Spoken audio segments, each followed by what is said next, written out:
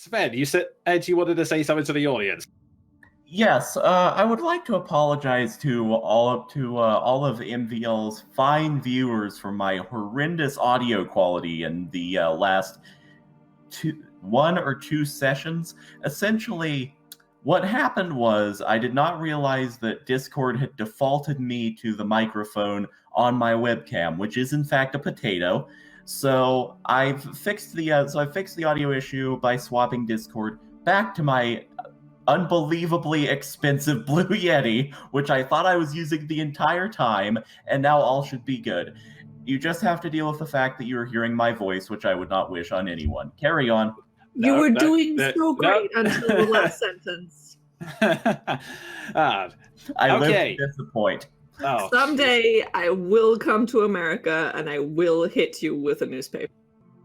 Welcome back to the Curse of Strahd, where our heroes, the Silver Stakes, are trapped in the land of Barovia, a land encased in mists, and once ruled by the cruel vampire Strahd von Zarovich. Last time, the group were exploring the Amber Temple, the supposed birthplace of Strahd's power. Ward Backbreaker had fallen in battle, and in his rage at his loss, Jean had destroyed the amber sarcophagi that contained the power to create vampires, and in turn sent Strahd into a blind rage. He had summoned vampire spawn to attack them before threatening to kill all of the Silver Stakes by himself. However, our heroes did not give up. They fought off the vampire spawn, and this gave Meldraff enough time to pull off one crazy gambit. He tapped into the power of the Luck Blade and pleaded to his god, Kelemvor, for the chance to revive Ward Backbreaker from the dead. And, amazingly, he succeeded, but on the condition that he would abandon any sense of immortal life and become Kelemvor's chosen herald. Hence his new token. With Ward back to life, Strahd arrived on the scene, planning to wipe out the entire party. However, things did not go his way. With a combination of Keldrin casting Daylight, Jean and Ward's sheer power, Seth's determination, and Maldraff's symbol of Ravenkind, they managed to weaken and eventually do the impossible. Defeat and kill Strahd von Zarovich. After a small argument with their guide, the Dusk Elf Casimir Velkov, who was determined to use the dark powers of the temple to bring his sister back, despite all the group's warnings about why that would be a bad idea, the group went outside to celebrate their victory. Ward Backbreaker bid them all farewell, determined that after all of the experiences that happened to them, he would hang up his sword for good. But as he descended down the mountain, the group suddenly realized that even though Strahd the man had been defeated, his curse is alive and well. And it appears a new face has stepped in to take the helm.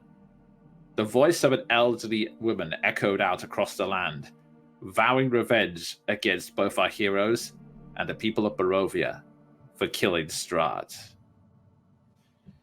So, you find yourselves at the top of the mountain, the cold wind blowing through you all as you try to take in this new information. On a side note, you've also leveled up, but we've taken care of that off screen already. I mean, after the impossible gambit, I would certainly hope that's the case. By the way, may I just point out, toss a coin to your Maldraff, everyone. Oh god. Anyway, so you've just the scary old woman say she vows to kill you all. What would you like to do from here? Well, what Jean would like to do is just look up at the sky, process the voice, and just say, "Of course, it's always something else."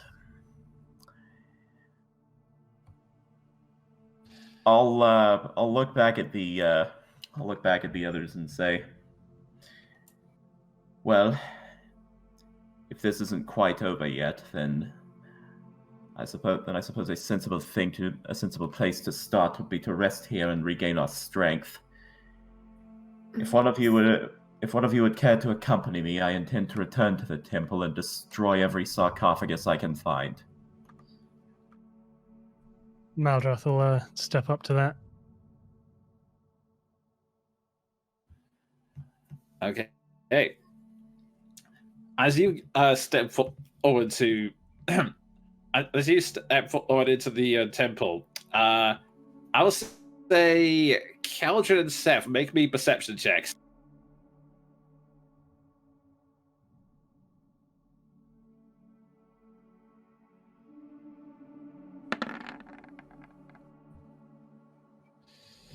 Okay, you notice that as Jean turns his back to try and enter back in the temple, Casimir pulls out a dagger and is trying to stab him in the back. Oh, stop. Okay. He okay. Ignore that attack roll. He flinches just as he flinches literally with that dagger in his hand just as he's about to strike Elijah. Can you not see the madness this has taken hold of you? There's no way this is your sister. It's obviously some kind of evil spirit. Make me a persuasion check.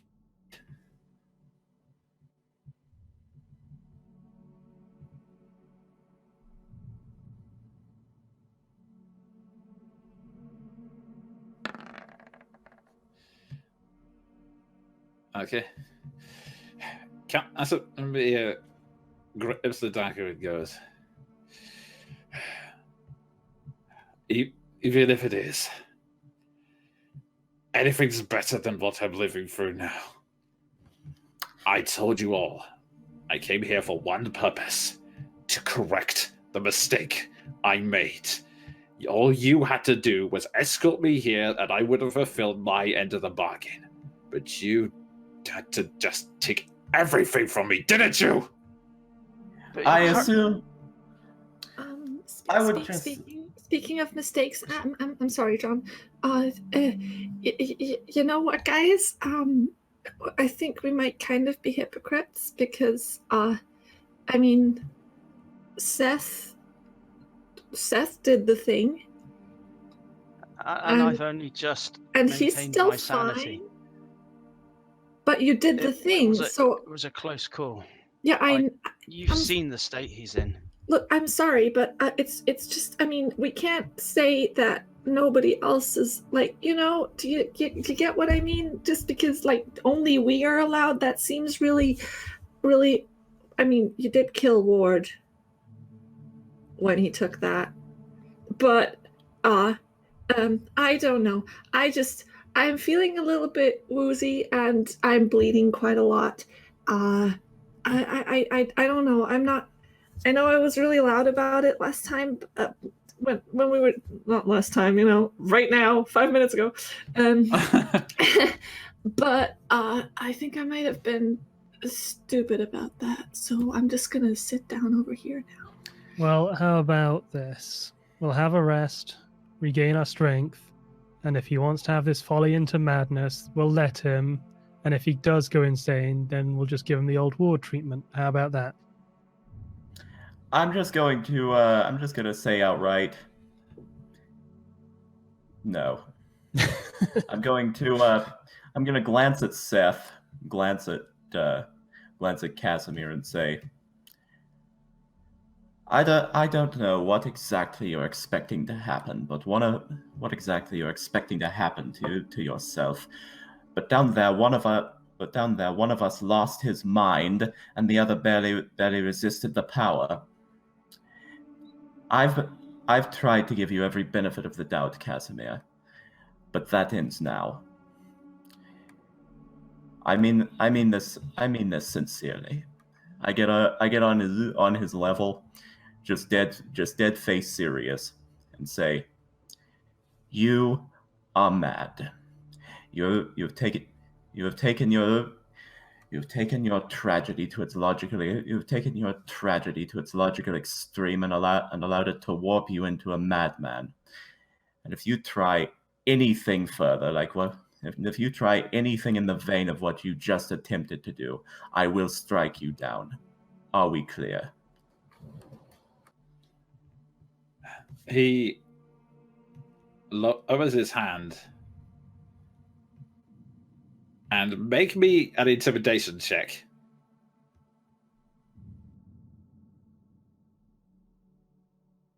And I will say, Jean is being very reasonable by the standards of how he feels towards this guy right now, but his hand is on his sword just in case. Okay. Nope. The thing goes, yes, we're clear. And then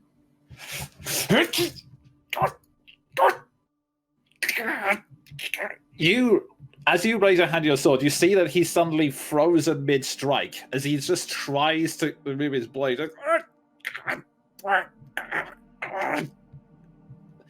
You don't know what the heck's happened, but something's now holding him in place, and he's desperately trying to fight it. Okay.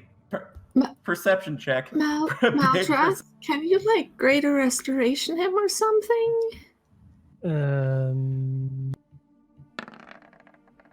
No. Okay. Right. Maltras, you can make me a medicine check, and Jean, you make a medicine. As you try to look around to see what's going on, you don't really hear anything, but first off, Maldraff, unfortunately, he is 100% sane. He's just really stubborn. Like, this isn't a magical influence or anything like that. He's just a guy who is essentially, he's now become so stubborn that he's convinced that this is literally the only way he can do this. With that, to answer Ms. John's perception checks, you don't actually see anything, but you do hear the sound of a foot tap right behind you. And it is now that you see the image something that shimmers behind you, and a humanoid figure appears to blip into existence for a moment, and then slowly shift back into existence. As it appears it's struggling to maintain but it's struggling to maintain both forms at the same time. MVL, could you please describe what they see? You see a dark elf with dark grey bluish skin, white hair that is very disorganized, looks like it's been cut by themselves, in form-fitting black leather armor. No obvious weapons on their person. They have kind of a feminine form to them. They're currently outstretched their hand as they blip into existence from one concentration spell, making them invisible, to the hold person spell that they cast on Casimir just now.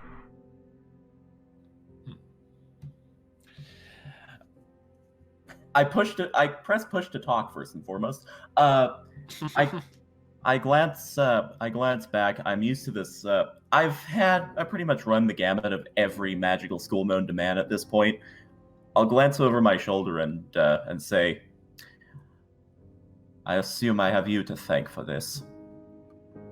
I have a feeling that you'd have dealt with it, but I thought I'd help out.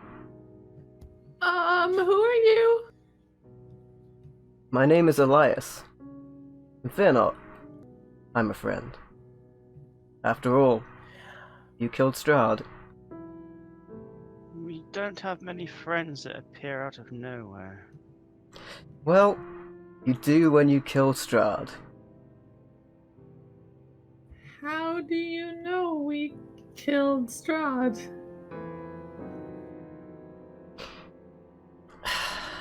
I was there.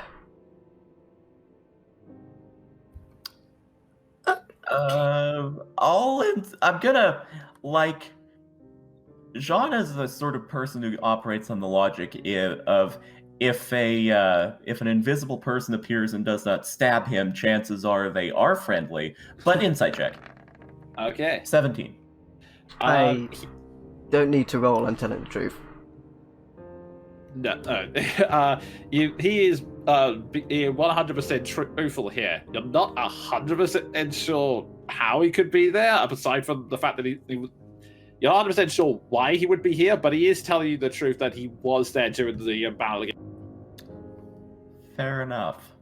And intentions-wise, he is a friendly, correct? Yes. Okay. In that case, I'll say you have an interesting way of showing up, but at this juncture, I am not one to look a gift horse in the mouth. Thank you. Well, before you direct any more questions at me, you might want to tie up Casimir because I can't hold him forever. At that point, Casimir violently Casimir breaks his bonds and pulls himself back with a knife, going, "Very well then. It seems I have no choice.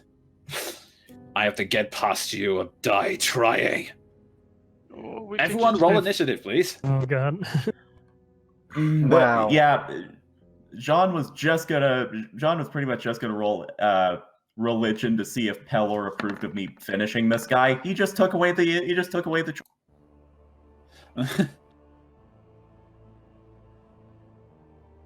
I honestly think we should let him try to revive his sister. I mean, if Seth is reviving his kid, it just seems fair. Yeah, the thing is, Also, I kind of want to know what happens.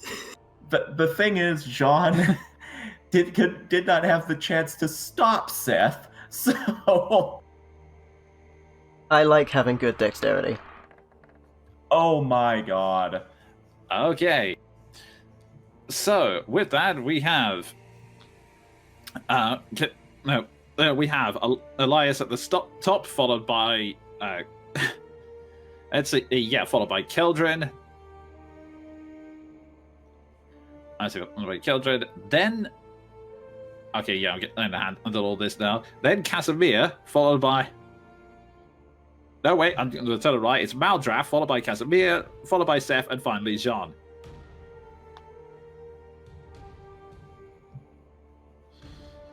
Also, now I have the chance, Maldraff token looks dead sexy.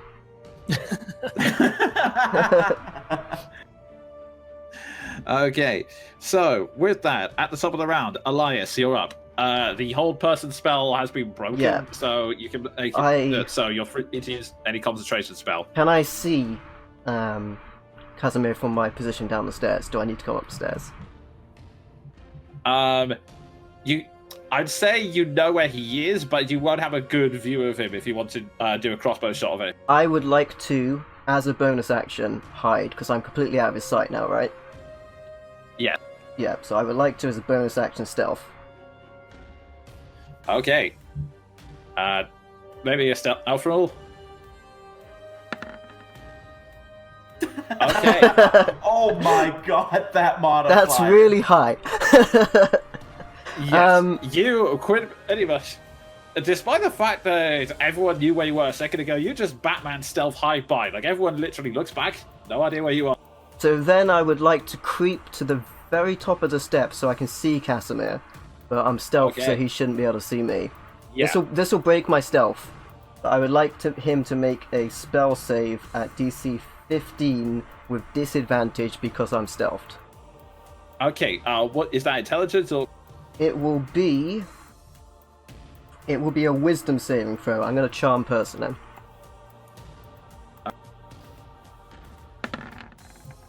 Now that was a fail, so. And with that, I would like to calmly ask him to surrender. Okay. Casimir, stop all of this madness. Can't you see you're among friends?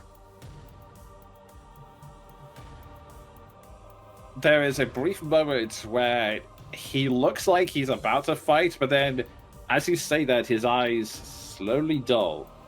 And then he lowers his dagger and then releases his grip on it.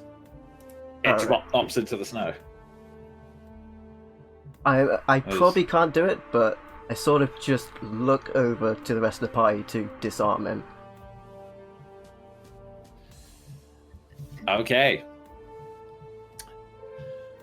All right, I see there. That fight ended pretty quickly. Okay, so... Oh my god. The MVL, way to start your new character. You ended a fight in one turn.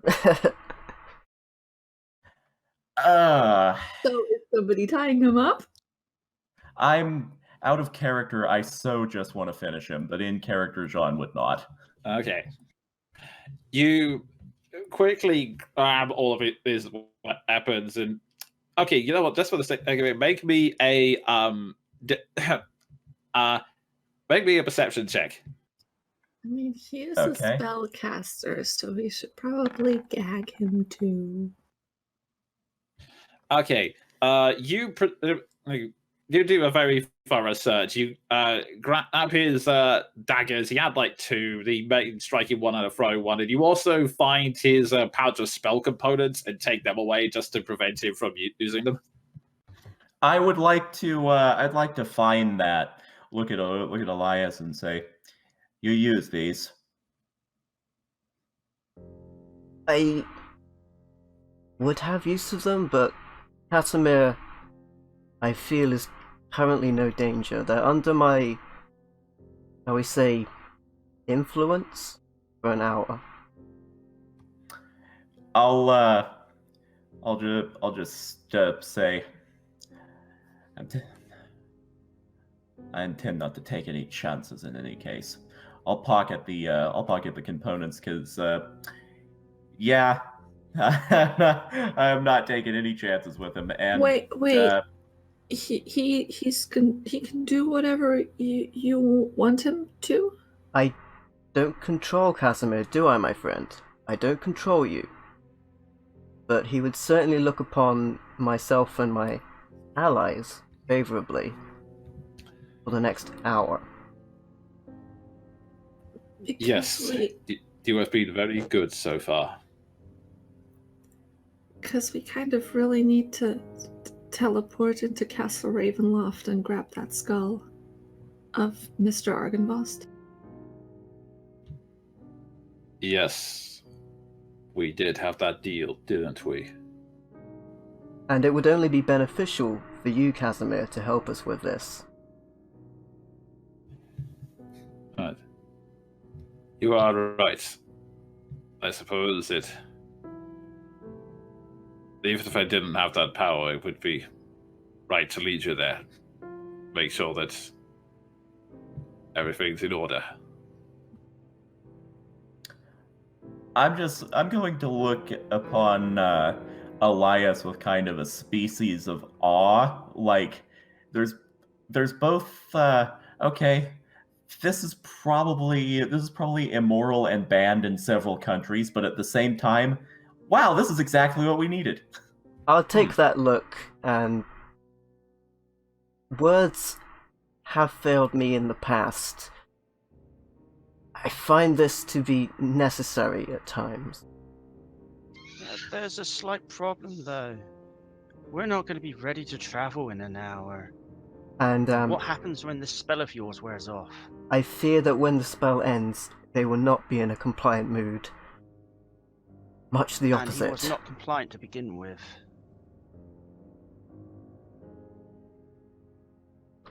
They will know what I've done. You know, Jean, he will not stop. It doesn't matter if you destroy the sarcophagus. It doesn't matter if you remove any other chances he has here. If there's no other chances left, his ire will be directed at you. You took that chance from him. That's all he will see. I close my eyes and just say, I know. And I would like to take my holy symbol and essentially just ask Pelor for guidance on this one, because showing mercy to someone who basically became what Jean might have become is not a situation that he's used to dealing with on his own. Okay. Make me a religion check. That's just a straight roll.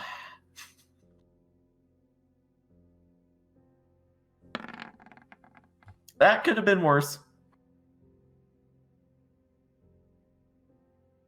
It is really difficult. On the one hand, you remember that if you are truly following the Silver Dragon, it is said that they seek goodness, not evil. That they want to light to guide and enrich them. It's and on the one hand, it seems like it should be easy to spare them, but you do have to wonder how many times you have to give him the offer to stand down before he takes it. So it's a tough one. The answers do not come easily to you. How long ago was his sister killed? It was his sister he's trying to res, isn't it? Yes, and it was like Centuries? pretty much, yeah. Like, we're talking about when Strahd was... he vaguely mentioned it was during the beginning of Strahd's rise to power. So he would need the exact same coffin that Seth took the deal from. Exactly. Well, I'll, Wait, wasn't that one? Oh, he probably has something of hers that he can revive with. Again, he didn't share the full details of his plan with you. Yeah. being as Strahd's, his curse is somewhat diminished, at least slightly for now, isn't it? Or I'll say, make me a religion check. I mean, I tried to test it with the darkness armor. It seemed different, but still there. Yeah, you're kind of agreeing with Keldrin at this point. So, like, you remember that Strahd was essentially a vassal for the power. So even though Strahd has been destroyed, he is still there, and the power itself is still there, and it seems to have found another vassal for the time being. Did we recognize the voice at all? No, the voice itself is not one you've heard. Hmm. I'm including you in this, Elias. Oh, okay. I'll turn to Jean and just be like, I have an idea. It might not work, but it's at least worth a shot. But I'll need your help. I'll glance at him and say, well, today has been something of a banner day for your good ideas, so what do you have in mind? Basically, I want to reach out to Kelemvor again, but I feel I might need your help to break through this curse. I want to see if I can put him in contact with his sister, and hopefully that will shake him from this madness to see that she is in a better place. His sister? I don't think she'll want to talk to him. Either way, it might dissuade him. It's worth a shot? I'll nod and say, it isn't tampering with life and death in the way he intends to do.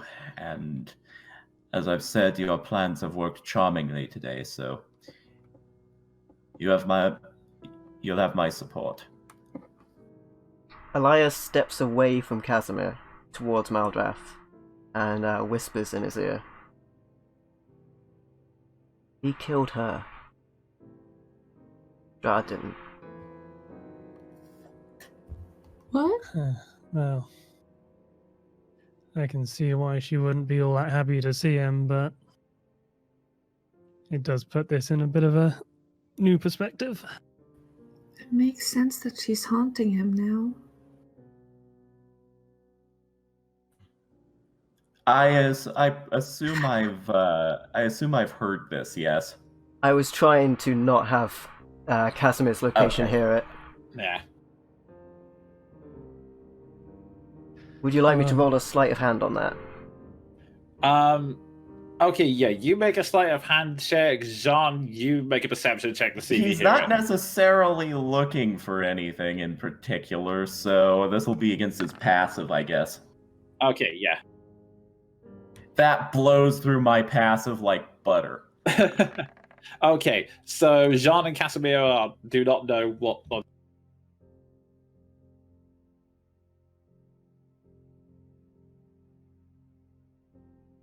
Do you still want to try? It could be worth a shot. I mean, if he carries on the way he's going, he's going to end up in the afterlife sooner rather than later by our hand or someone else's.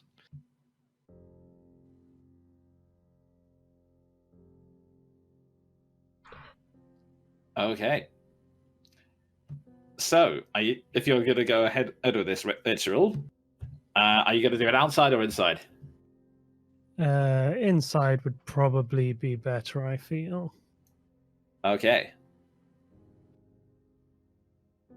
In that case, I'm just going to drag all your tokens over here. You're going to want to tie him up as well. Oh, yeah. Believe me, I've done that. Like, that was priority number one aside from disarming him.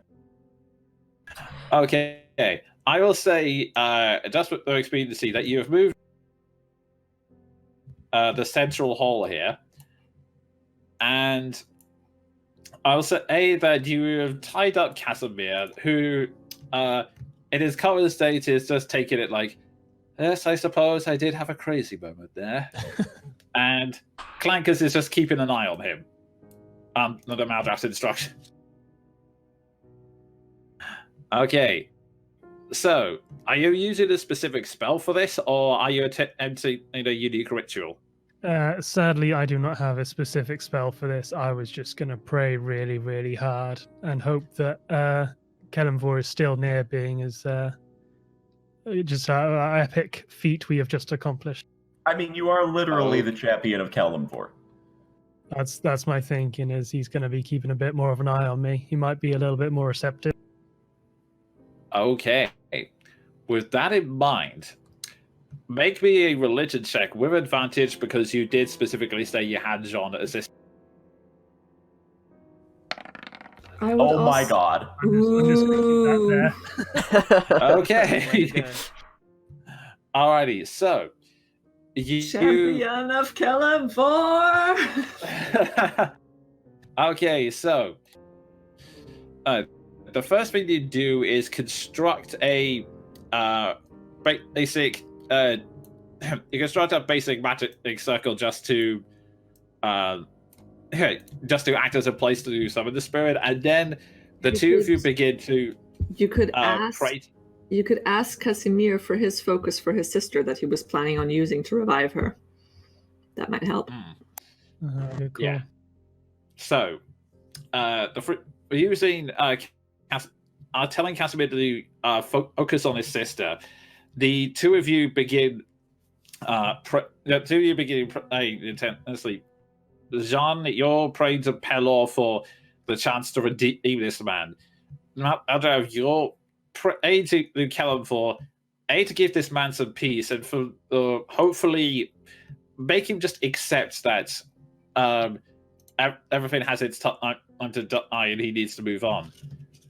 And because of that, you decide to... Elias is just Go going to ahead. step far away from the circle in case Patricia is not in a very good mood.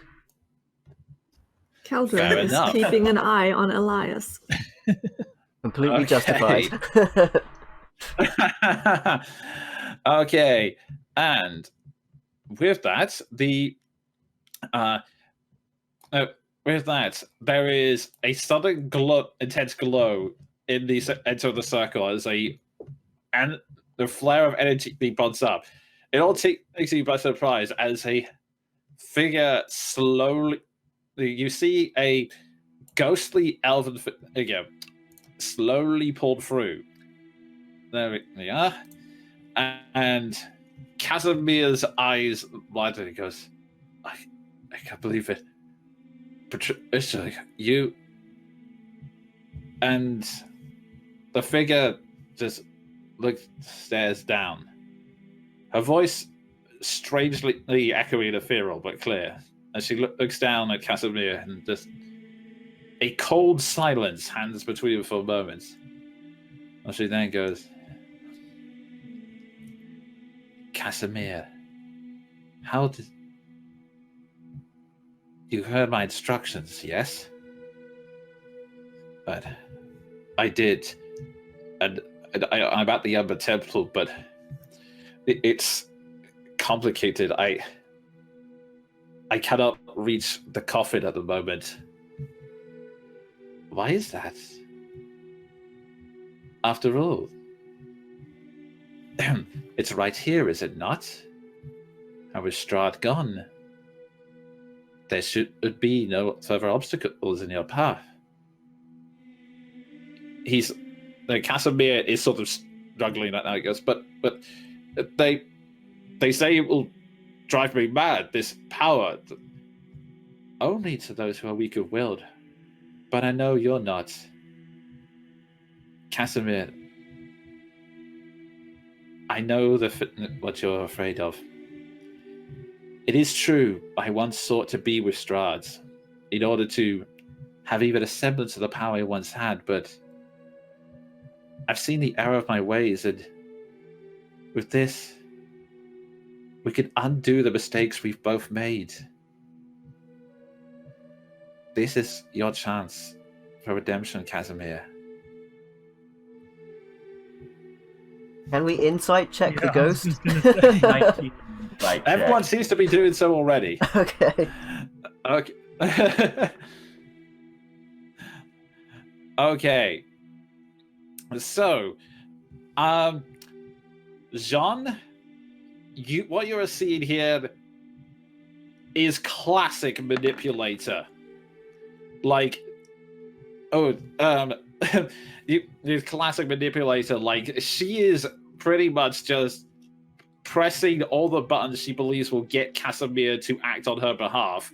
And Elias, for that insanely high roll, and Keldrin, with that equally insane high roll. Okay.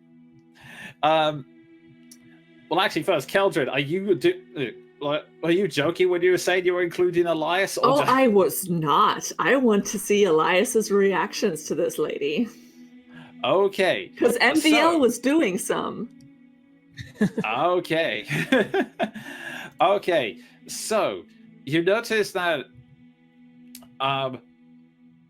you notice that Elias's face is becoming I think the start he was like genuinely curious, but his face has now become incredibly grim. And Elias, on top of knowing that again she's clearly a manipulator, you remember some of the records about Patricia.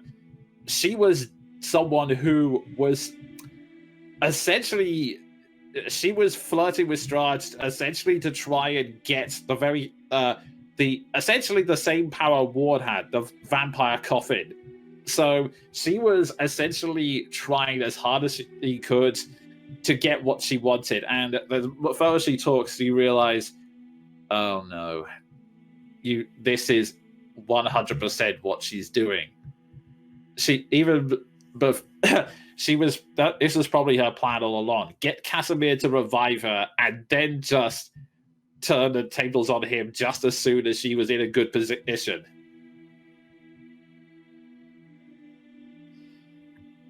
Alright.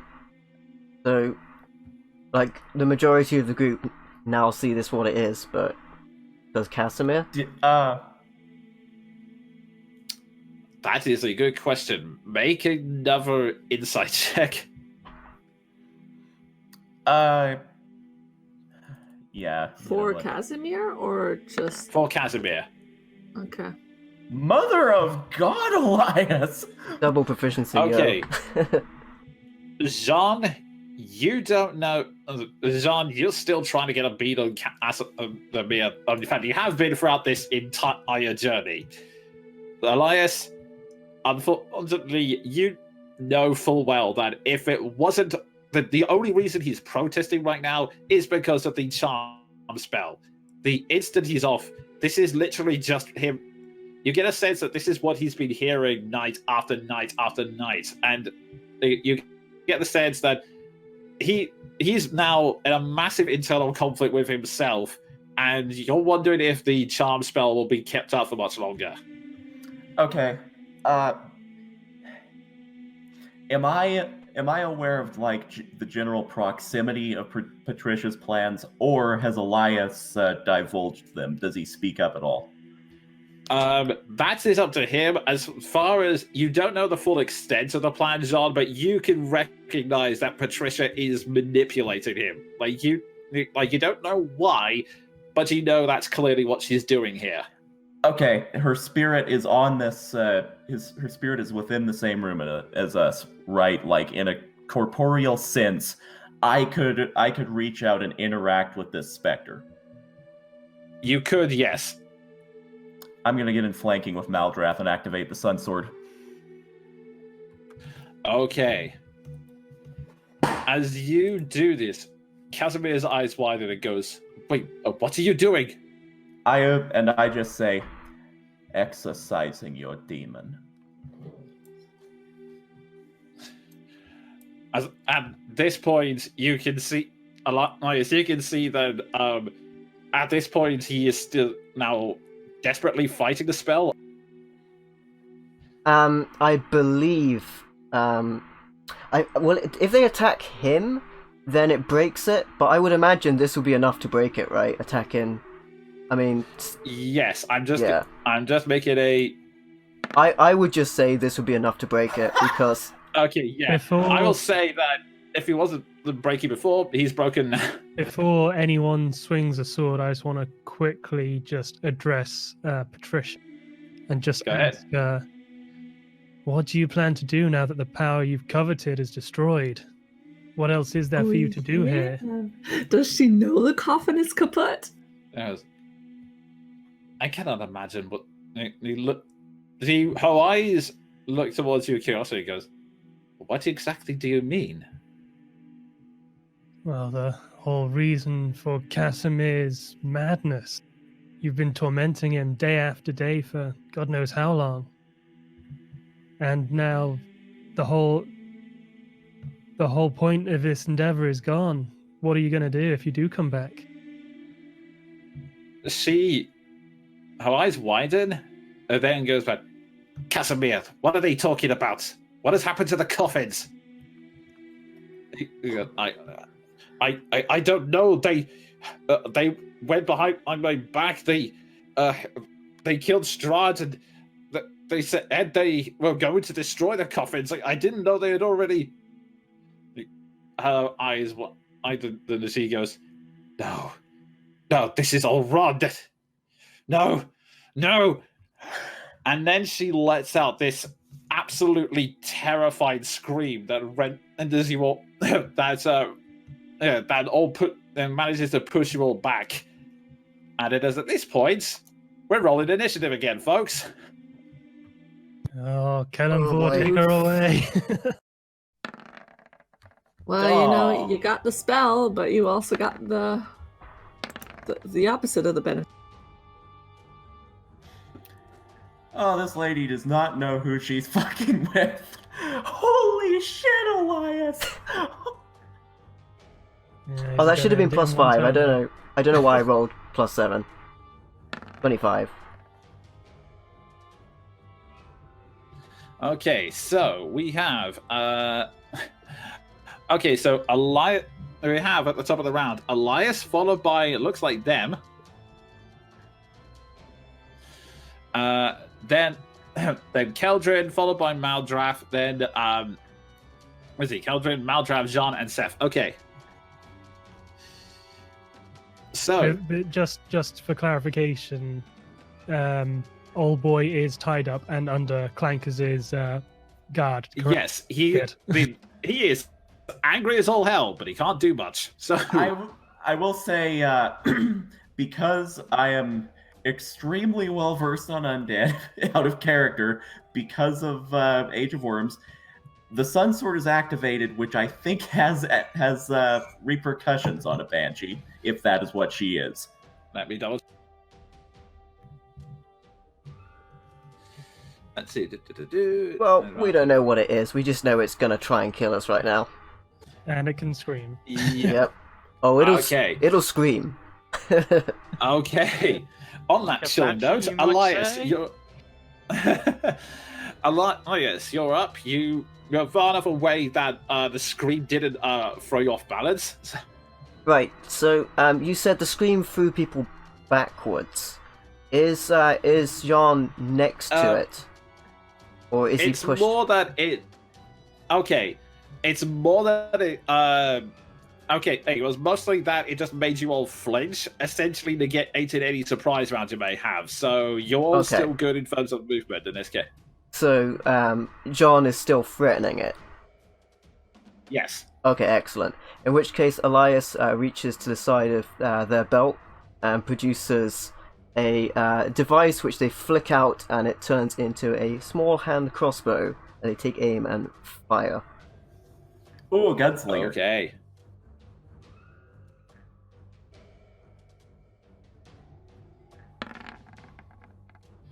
That is a definite hit. Go ahead and roll. Oh god, level 10 sneak attack. This is gonna be amazing. Yup. Okay. You, as soon as he screams, you instantly fire a shot straight into her head. The image shimmers and she lets out a and then just sort of glares at you. Her eyes now animalistic and filled with centuries of rage. It didn't do as much damage as you were hoping, but then Yep. again, it was the ghost.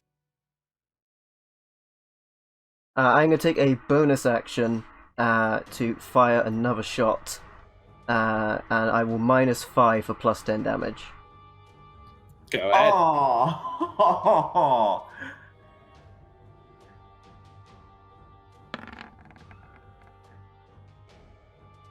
After that Okay. misses, I will run away. Yeah, unfortunately, as you fire, her head walks out of the way, and yep, you run away. That's good. Okay, so it begins on their turn. I'm going to get behind the rail of the stairs. Okay. She then she then lets out a hiss and then goes, "I don't know who the hell you are, but I'll make you pay for ruining everything."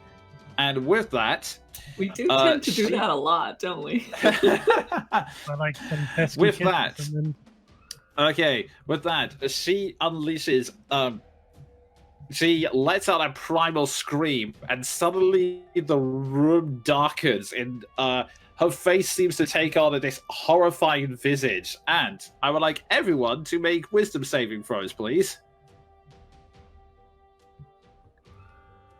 Resilient wisdom. Oh, still Okay. failed.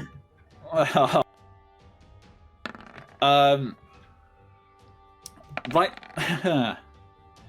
Okay, so unfortunately, Jean, you were not expecting this, and you are now frightened, and you feel that you have to get away from this creature. Everyone else, it is shocking, but you grit your teeth. After all, you've just fought Strahd, and Elias, you've been working with Strahd, so you're used to stuff like this. Hey, don't tell everybody! Everyone who has played Death House already knows out of character, but, you know. Okay, so with that, let's see, that's her action, and I believe, yep, she cannot do anything else, but actually, yes, she can. Let's see, I'll say that they now is starting to fly towards the stairs in this direction. Ugh. Can I Of course take you a? can fly. I was really worried after being the first to shoot her that she was going to come after me. Can I take an attack on that? Yes, you can. Jean, you can as well, but it will be at a disadvantage. Cool. It's been about an hour since we killed Strahd, right? I No. would say by the time of the praying, about No. yeah, it's more like half an hour. Okay, fair enough. In that case, I will take the disadvantage. Luckily, I'm at a massive modifier. Okay, 13. and that barely hits. Jean, you flail around, but you just managed to catch the edge of Maldrav. You just coldly and calmly thrust the blood spearing forward. Go ahead and roll your damage. Okay, this does double damage against Is it just against undead or against vampires? It does radiant damage, and let me we'll check. Let's see. Was it? When you take that sword out, Elias is a bit like, so bright. I will actually say, just because with the high insight roll earlier, the fact that Keldrin is keeping an eye on him, I would say that Keldrin, you're the only one who notices that, though. Okay, yeah, I just looked so- it up, and it is double damage against undead. Oh, I add my bonus damage to this, or is it only on my turn I can do? okay. I think it's more of a reaction. So 21. Okay, so that is 20. Okay, so that's 21 plus the 6. She practically shrieks in pain as. Plus 7 on that as well. So that'd be what, 13? Okay, so 13 plus 21, that is. Yeah, she howls in pain as both of the attacks land on her, and she shrieks, How? How? Okay, and with that, Keldrin, you're up. Hello. I'm gonna take a step towards Seth and cast flame arrows on his quiver at 4th level. Holy shit. So they do magical damage now, plus 1d6 fire damage. And you get it, because it's 4th level, for 14 pieces of ammunition for an hour. That And covers that- my ammunition. Is my turn. Okay. Meanwhile, Maldraff, you're up. Right.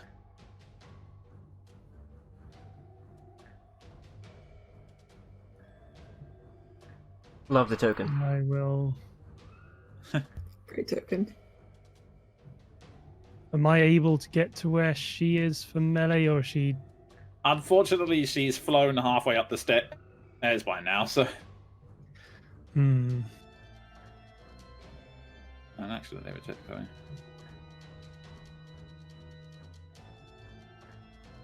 How is Casimir looking? Is he looking super pissed? Oh yeah, extremely so. Yeah. A combination of angry and horrified.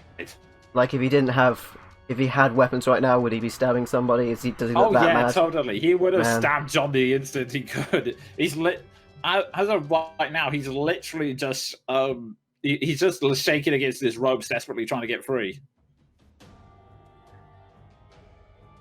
Right. I will attempt. I'm not sure if this is going to work, but it's worth a shot. I would like to cast Guardian of Faith just about. Okay. Oh, Well, I can- Valkyrie. Okay. So to try and just cut her off, at least from the stairs anyway. Okay. So, 1 second.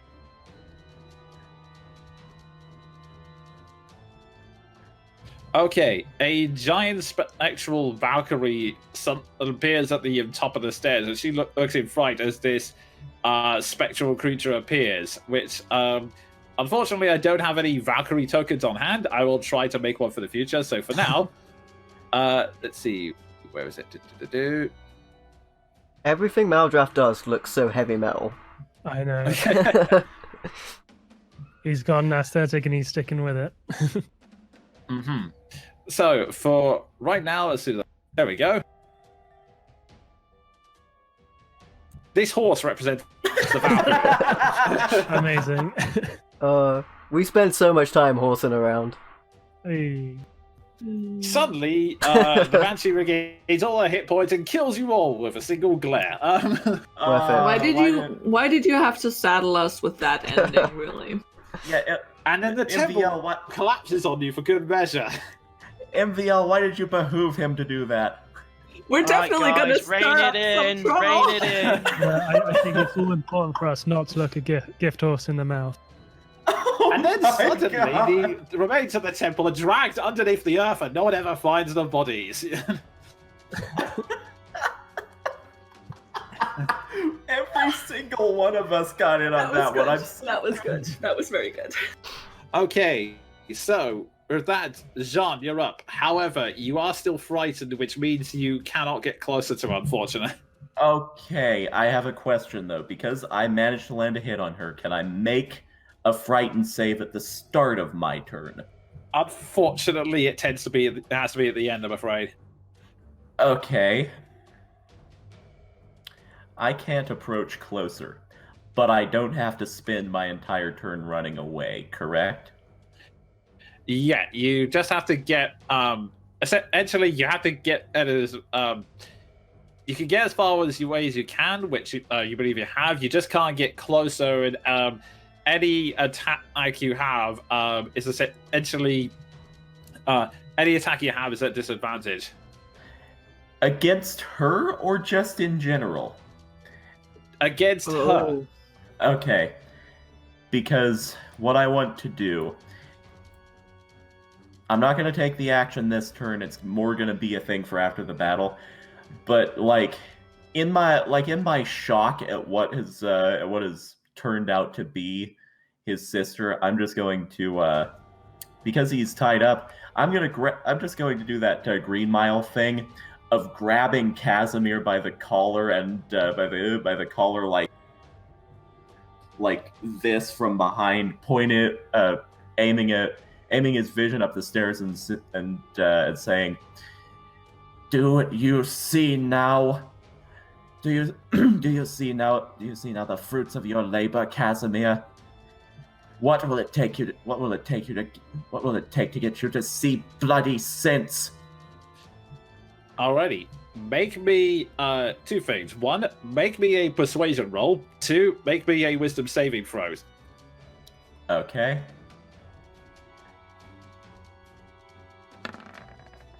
Now, is that supposed to be disadvantage 24?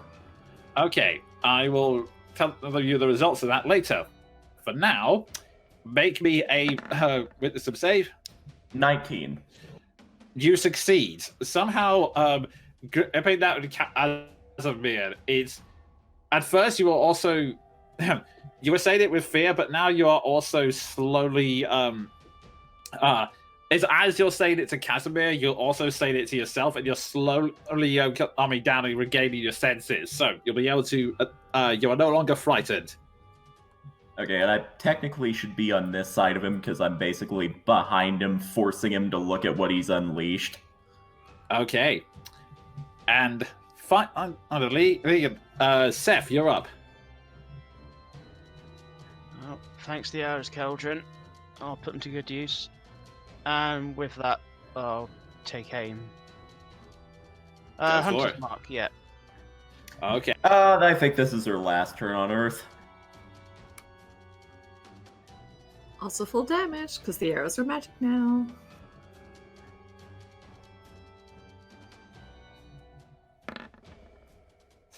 That is a definite hit. Roll your damage. Plus 1d6. Plus Hunter's Mark, plus Colossus Slayer, plus fire damage. Everyone give Odin all your dice. Just pass them along.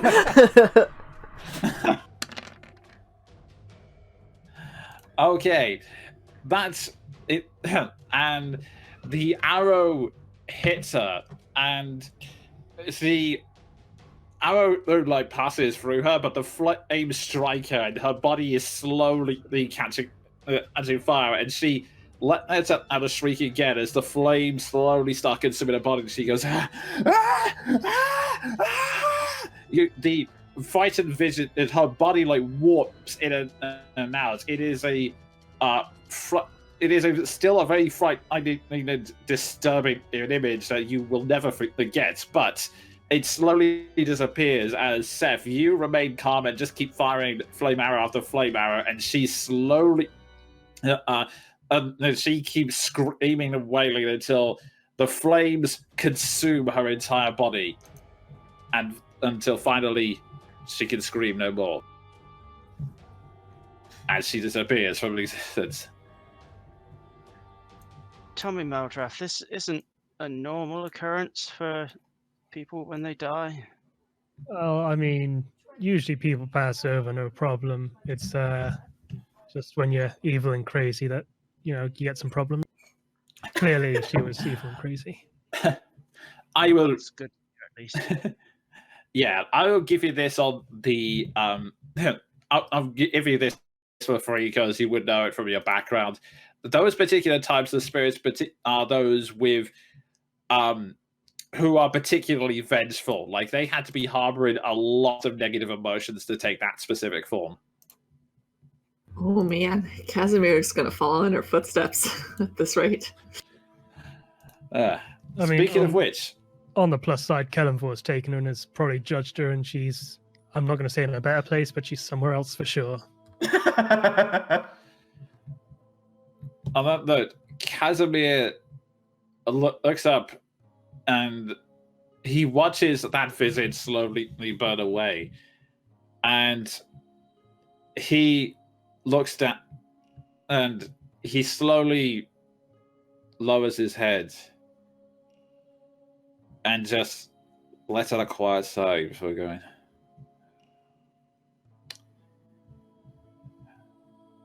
that was the last thing in my life worth living. And it turned out to be that.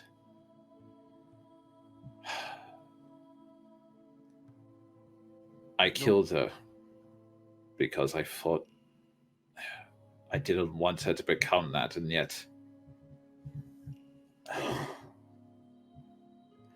Oh wait, never mind, he can't do that, he's tied up. So... I'd like to step in front of him and just say, my patience with you has run out, but I'm going. My patience with you has run out, but I am still going to give you an object lesson. An object lesson from one man who killed his sibling to another. Admitting this for the first time to the rest of the party, by the way. The only reason in the world I had left to live was my brother Gabriel. I got drunk, I got hungover, I got careless, and he died. And now, what remains? A wreck of a man with no other choice than to make his own reason to live.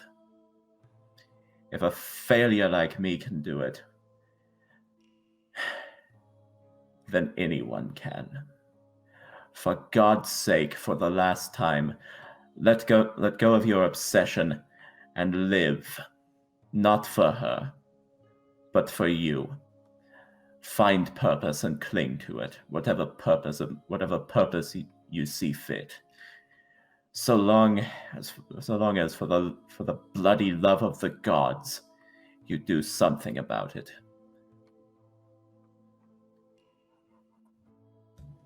Make me a persuasion roll. Come on, John.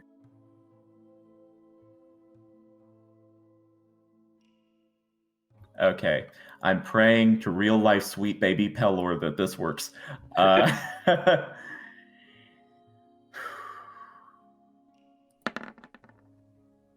Oh, good Jesus! Wow. He's something good. I will let go, but I do not have the determinations you humans have. My race is dead. We've been long since captives of Strahd. And even though you freed him, you've seen what this place is like. It will be long before someone else takes his place. If you're gonna kill me, just end it.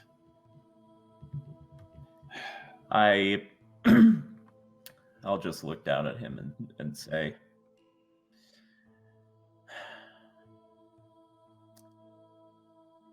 if I cannot make you see the light, then it lay in your hands. What you unleashed here, seeing what she became, I consider that punishment enough. And I step away.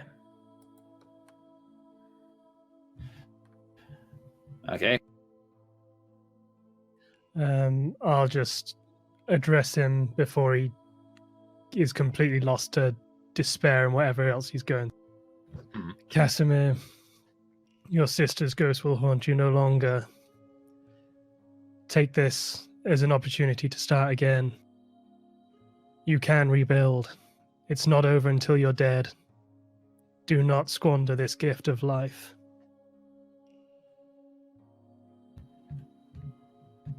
Make me one more persuasion roll. Come on, Captain Persuasion. Oh, shit. Oh my god, you rolled the same thing.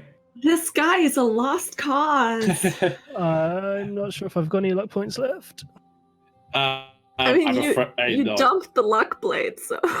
I mean, I took lucky as a feat a couple of levels ago, but I'm not sure if I've got any. I think I may have used them all. We've not rested. He's not nice or good. I appreciate the gesture, but if I haven't been able to save my life within, if I haven't been able to correct my life within several centuries, then what hope is there for me now? Casimir, I will. there's still Sorry, good Emil. to be done. Strahd may be gone, but there's still evil that lurks in Ravenloft. Right now, zombies mount outside the walls, vampire spawn gather, and even witches have found their way to Ravenloft. You can get us in there, past these enemies. He's not. I used to be able to, but this is what I get for not explaining the plan. That teleportation network Strahd has, there was a way to reverse engineer it. But Patricia was inside my head telling me how to do it. I'm afraid I do not have the ability myself. Maybe if I'd been more honest, we wouldn't have ended up like this. I'll say, and Elias can throw in if he wants. From what you remember of her instructions, do you suppose there's a chance that all of us working together could cobble something out of it? I've seen the teleportation network. I could aid in this. The crystal. He's not. Seed is one thing, but Patricia was a genius with thousands of years of magical knowledge, but thousands of years of magical knowledge behind her. She had been watching and observing Strahd even after death. There's no way this type of magic should exist, let alone be understood. I'm afraid it's gone. There's Lich downstairs who kind of likes us and thinks we're his students. He raises his eyes, looks back and goes, I'm sorry, what? Yeah, I don't like it either, but you know, it's just one problem. It's going to have to be another day because I just don't have time. John, I mean, with the thousands of years of experience and stuff, he probably comes close. and It sounded like he predated the temple itself.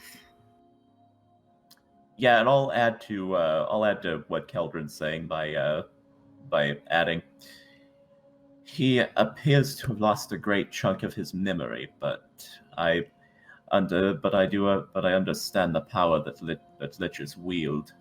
So long as he remains a benign entity, then perhaps we could enlist his help in some way.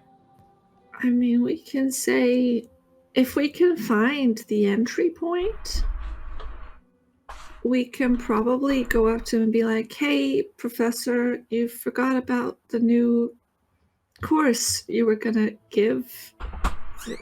You know, reversing the tilt. Is that stupid? That sounds stupid. I'm just going to say this one last thing to Casimir. Just be like, ever since we've got here, we've been beset by problems and obstacles, and we have overcome every single one of them. We'll do the same this time. Just help us out, and, you know, just make life easy for a change. I will say, make a persuasion check with advantage because everyone's assisting you. God, it's like group therapy. Oh my god! With advantage. Fate does Oh not. my god! Fate does not want Casimir to live. Maldrath needs a rest. He is just spent now. He eyes, I guess. This is just insane.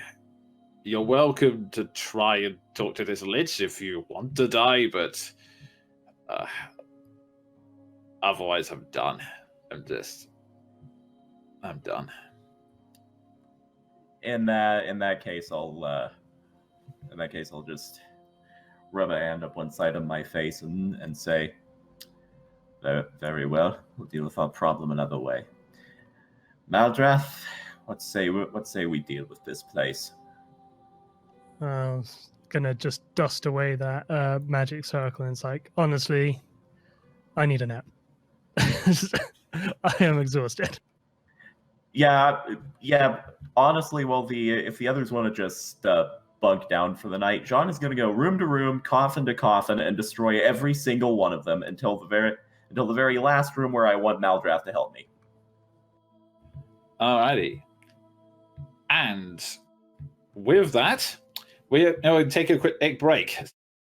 Alright, my friends, we're going to take a quick break. If you're watching on YouTube, there will be no delay, but I will have a break screen showing the character stats because we have leveled up and there's a new character in the group, so you can check that out. But don't go anywhere, guys. We will be right back.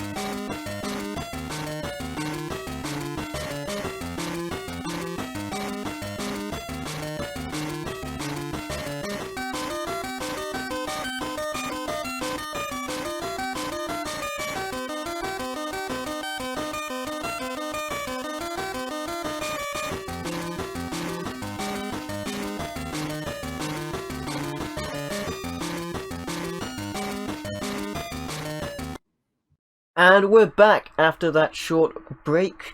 Jonan, take it away, my friend. Okay. So, you guys have been taking the time to just essentially taking the long rest back up to health. At this point, you've no idea what time it is because originally you, actually you were awake and having a battle with Strahd around about what you thought was midnight, but you have no idea. And anyway, you can't see the sun at this point anyway. So,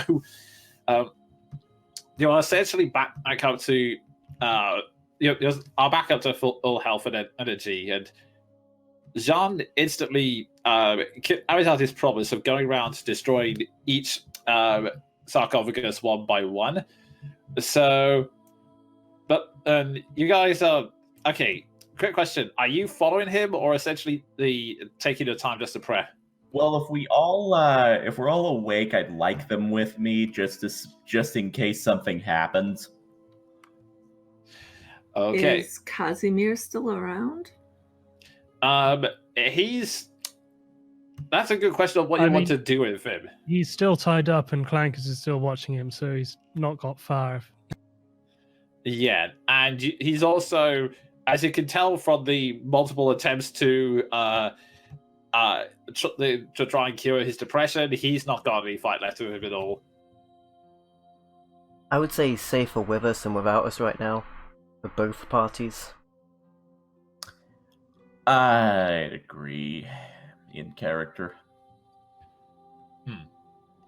So, yeah, I guess Clankers is going to take him if he is tied up. I don't know if we need to tie him up though.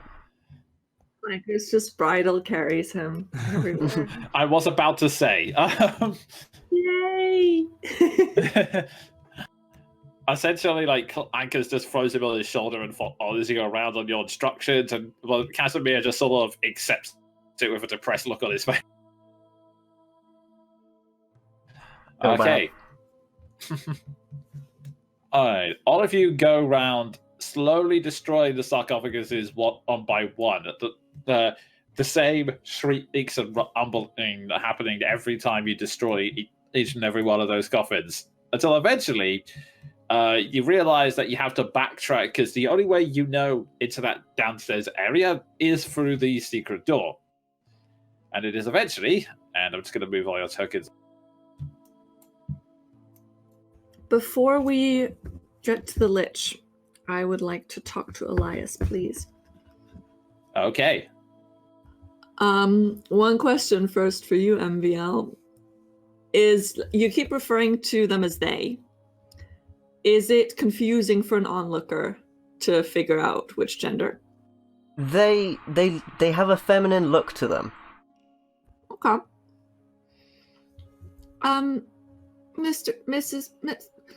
Elias, I just, why did you know Patricia? I had some information from Strahd. Okay, but you're happy that he's dead? Strahd, Yeah. overjoyed. Okay.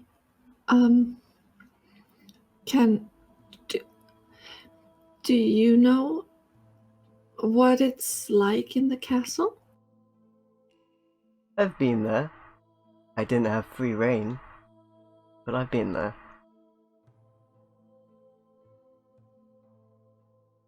That wasn't my question, but okay. I was worried you'd come round to questions. Perhaps I should answer them. What else would you like to know? I look around at the others and I'm like, how long did you know Strahd? Strahd is very powerful. Was. Yes, was. I have a great debt to all of you. for removing me of my obligation, Strahd. In what way was you obligated to him? In the way that I would work for Strahd, or it would not be very good for me. Do you know another way into the castle? No, I used the teleporter. Can you use it back? I wish I could.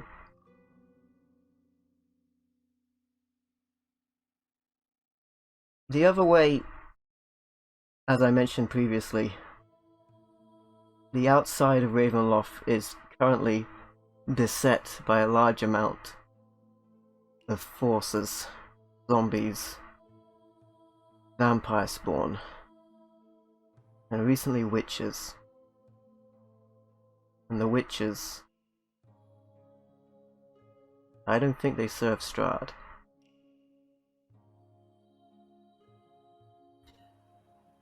Are they the others, apart from the witches, were they part of the army he was going to send on Balaki, or were they marching to attack the castle under the witches? Strahd was, and you'll have to excuse me for saying this, but agreeable to an extent. Prior to Irina being bitten. And then, well, he wanted to destroy all of Barovia.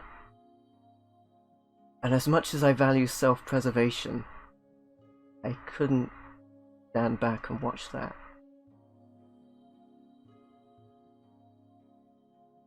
I think the forces were intended for this purpose.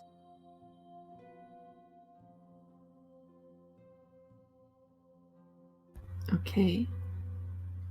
You said you saw us defeat Strahd. Just through what means could you do that? As I mentioned, I used the teleporter. I used it, and you will have to forgive me for I did fear Strahd greatly. I used it just before he did. You may have heard me drop down. And I watched the fight. And truthfully, I did not believe Strahd could be killed until you did. But you didn't help him during the fight. No. You also didn't help us.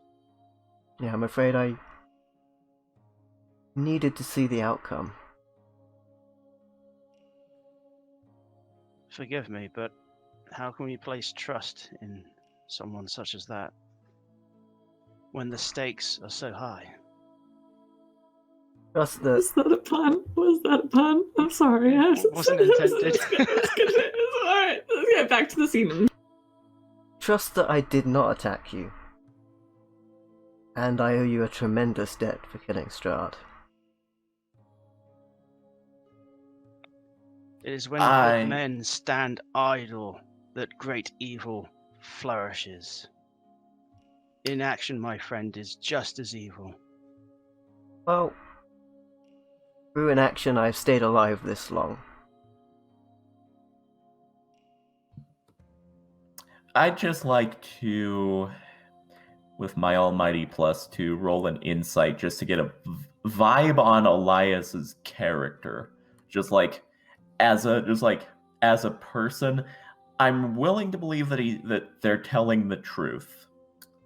But I wanna now that I'm rested and half my brains aren't rattled, just kind of process what kind of person they are. Okay, make an insight roll. Here it comes, my mighty +2 insight. And MPL, you can make either a persuasion or deception, depending on the freaking one. So I didn't lie on anything there, but it'll be obvious that Elias deliberately didn't answer certain things. Yep. Kildren has noted them. I'll say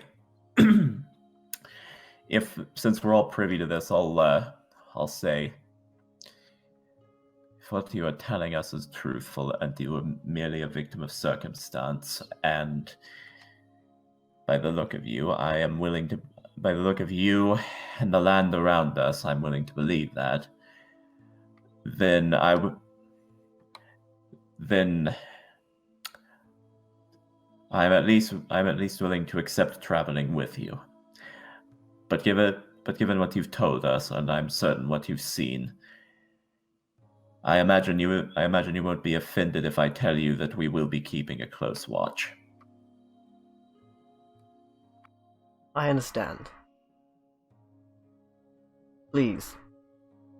Elias will hand the folded crossbow over, which by itself kind of looks not like a weapon when it's on the belt, but it kind of brings out to be a hot crossbow.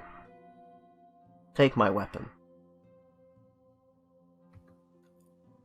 If they offer, I'll raise a hand and just say, if we're keeping an eye, then I would rather, if we're keeping an eye and you are truly who you say you are, I would rather you remain armed in case of some off encounter in here.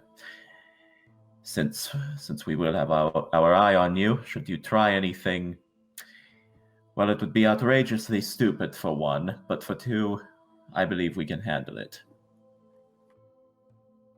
I acknowledge that. And believe me, if I tried something, you would not have your eye on me.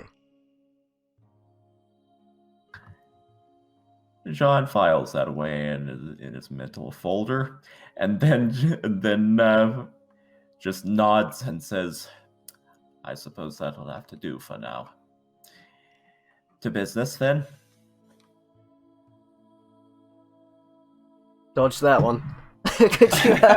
Could you shift click us to the location? Oh, yes. Okay, so you are having this conversation, and then... Sorry, I was meant to be moving you to the location, but I got so caught up in that scene. As you all file into the study one by one, you see that exam for the lit is not... his meter's a bit different. I mean, he was always a little bit odd, but he's now going back and forth going, how no, no. Oh, hey! Sorry about this. I'm currently dealing with something. Oh no. Could you shift click me again? Sorry. Okay. Maldrath is just gonna bite his lip and just be like, just keep it together. Just keep it together. Sir, what's the matter? Oh, well, things are going a bit weird. Right, so I know something very important is happening, and I don't think it's good. I'm struggling to remember what it is, though. But it is still bad. It's should we say something? Ooh. Has it got anything to do with we killed Strahd? Good for you. Or No idea who he is, though. Okay. maybe something else. The vessel. Okay, for list everything off you've killed. The vessel for the darkness of this temple has been destroyed. And several sarcophagi. Yeah. The sarcophagi? Why have they been destroyed? Who's destroyed them? Oh no. They fell over. How the... Oh, those vandals! I knew it! No. Okay. This explains it. Oh, things are bad. Oh, no. Okay. I don't make a habit of lying to people, but this is a rare circumstance. I'm going to say we're in a bit of a predicament ourselves.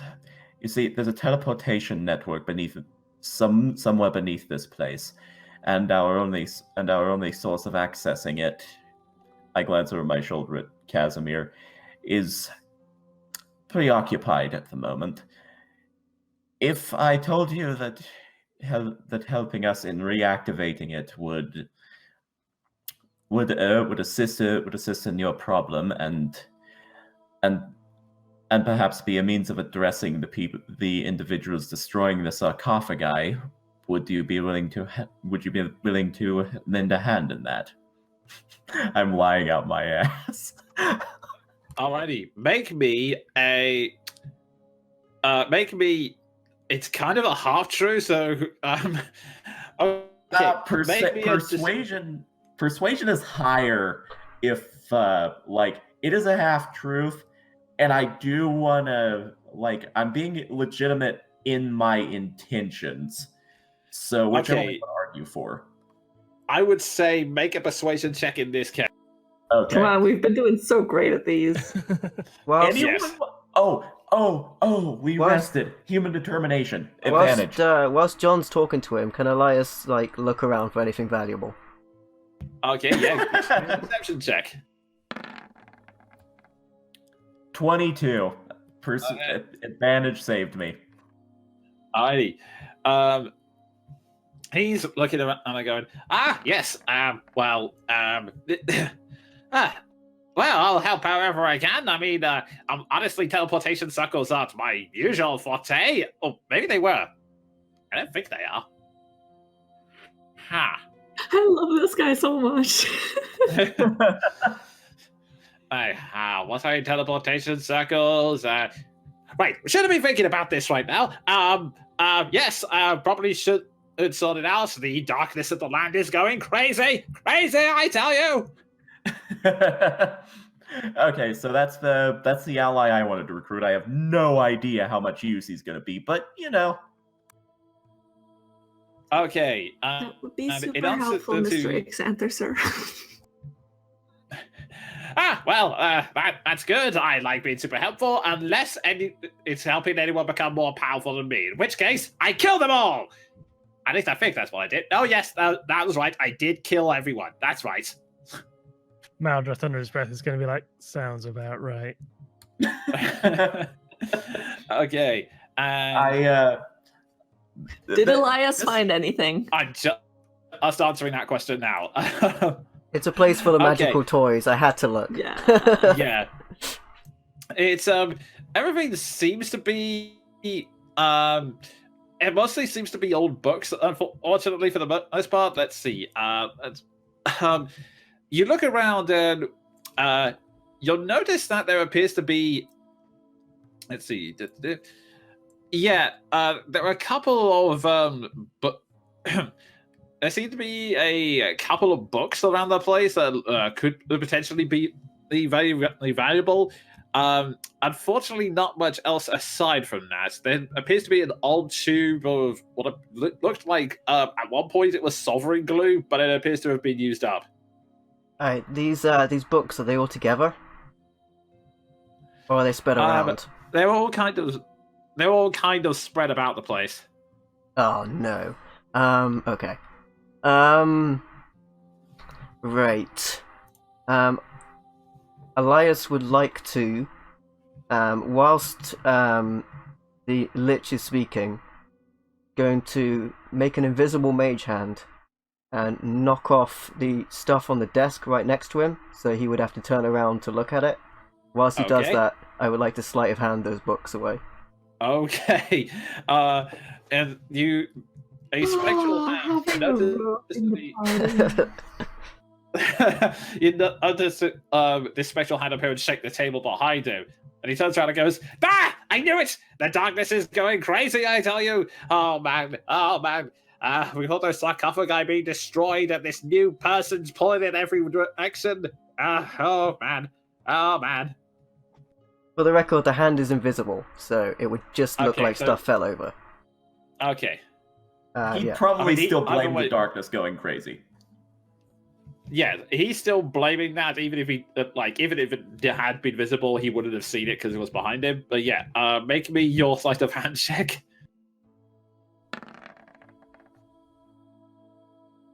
That's not bad. Alrighty. the good news is you managed to swipe one of the books without any problem. Unfortunately, the instant you grab it, it crumbles into dust. It is a very, very old object. That hurt me physically. The former librarian in me is screaming. So, like, Elias probably managed to do that without being seen, but immediately as the book crumples, like a very audible. And that's it. That's it. All of these cannot be seen. But meanwhile, example runs about and goes, yes. Well, I think I might be able to help you. I mean, again, not sure if I can do this, but I am the great exam. And then has to shut the door again as the secret door behind it opens. Again, none of you saw that. Does that happen every time you say Examphar? The great Examphar. The great Examphar. No. Let's go look for this teleportation circle, right? Captain Oh. Isaac just goes, it would have been in the coffin room. Then that is where we will return. That is where it led to. Okay, so There's still two unchopped coffins in that one, right? Yes, one of which is the source of this guy's powers, and I have a feeling if I touch it, that's gonna lead to bad things for either us or him. Presumably both. Destroying the sarcophagus won't affect his powers. Don't know that. Well, when we destroyed the vampire coffin, it didn't do anything to Strahd. Yeah. And Strahd got his powers from said coffin. We're not talking about this in front of the exam. No. Do you guys want to go up front and look for it? I'll nod and say. I'll nod and say, I believe I can do that.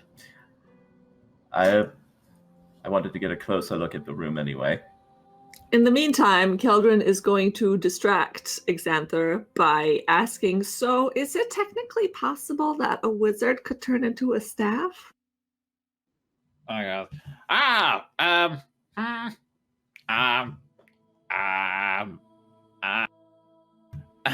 And he seems to be struggling with the memory, and I may have a way to find this portal if it is hidden. Basically, I don't want to know all the details. I just want to create some time for the others to go and wreck the sarcophagi without Mr. Lich, sir. No. Okay. He then goes, I don't really have any idea, to be honest, but although it is a fascinating subject, I know wizards can become undead. Well, you said you wanted to... well, we can talk about it another time. Do you want to... shall we go and look at the teleportation circles? Or... Wait, look. And I'm just going to hold out the staff. And this thing can talk occasionally. I'm not sure if it's a wizard that's in the staff. I'm just okay, voting first for off, time. make me a persuasion roll to get his attention. Wow, that's gonna be really whilst great. you're doing that, I'll just say for humor that you hear the staff's voice inside your head going, there's a lich! What are you doing? Freeze it! Freeze it! Freeze it! But the one time this guy has sense. I need to roll for the charges regained. I'll do that after this. So this okay. Persuasion, you said, huh? Yes. -2. That could have been worse. Another 13. And this guy probably has a wisdom score of 2, so... He looks at it and goes, let me see. Well, that is certainly a curious object. He touches it and the wizard in his head just like, Lich! Destroy it! I gotta say that he taps it and goes, don't hear it named nice though. So, you wanted to... In the meantime... Wait, you don't? No, but I wonder if wizards can turn into stars. Ah, well, better get back to the teleportation circle. So, just for fun, Jean and Maldraff, roll me. I need to get rid of.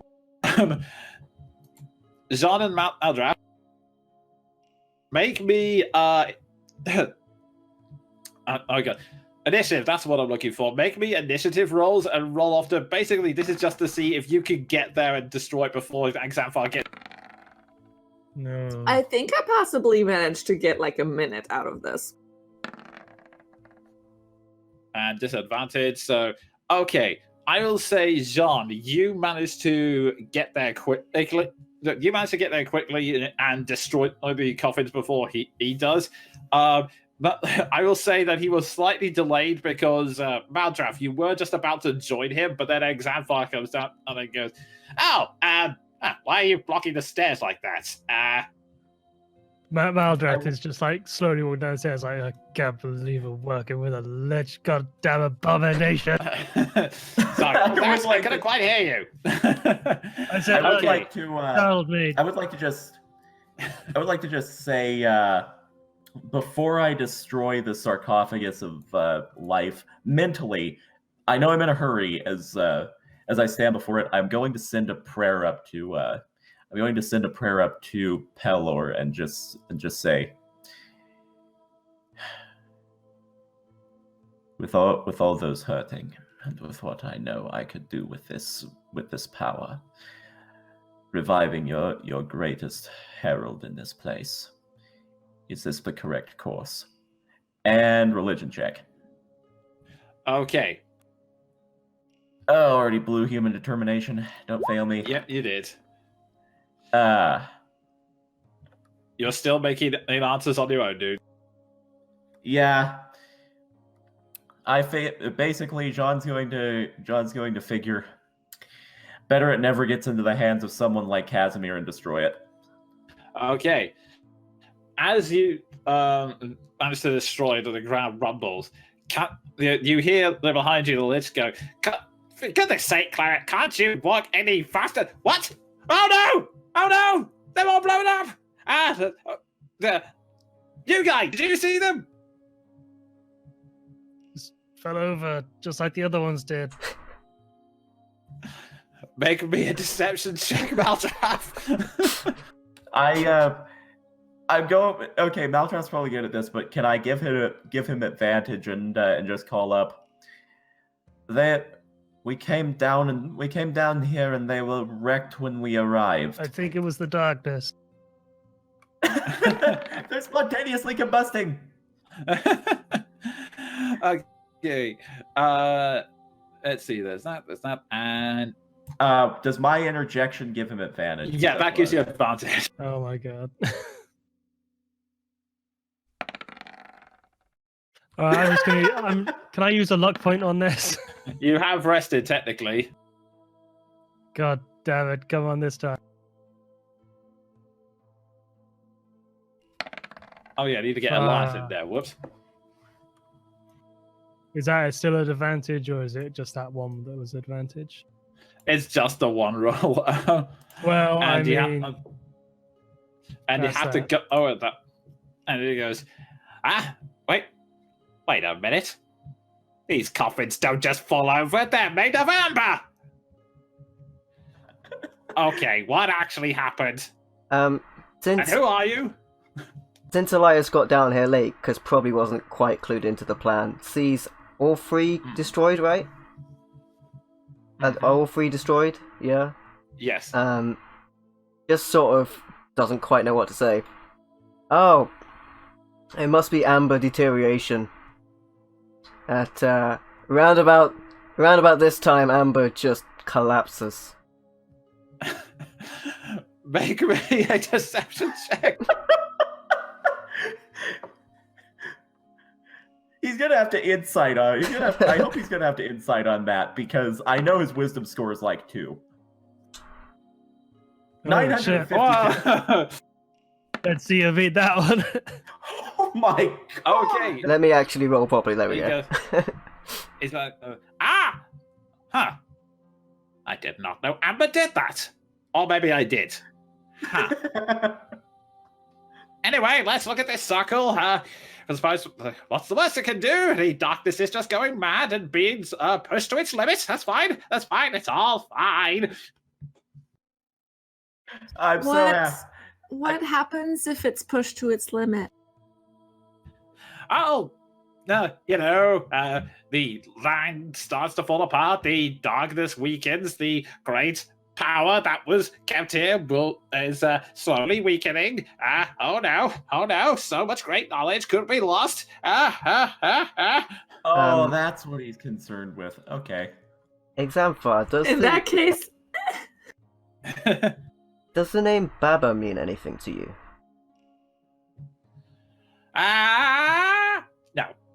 No, it does not. Okay. John files that away in his mental folders. By the way, while people who actually know magic do their thing, what is through these cracks? I've been curious about that since the day we came down here. Which was like 9 hours ago. Okay, make me a perception check. I'd also like to know that. Oh, I see. 14 and 12. You see that they lead to another room. It appears that a part of the wall had collapsed as it had smashed the other side. It wasn't a natural open. It was creating when something had shattered that wall. It seems to lead into another room, and you don't think you've been in there. You could get in there, but it would be single file as it is a tight squeeze.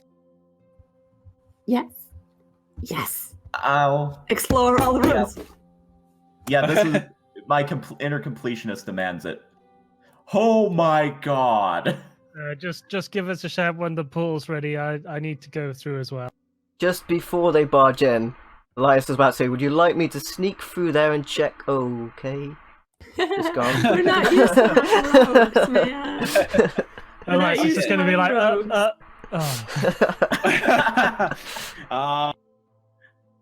Okay. Classic thing returns. I'm looking at what I'm seeing, and holy Jesus. What is it? I'll let you know when Okay. Jonah describes the room.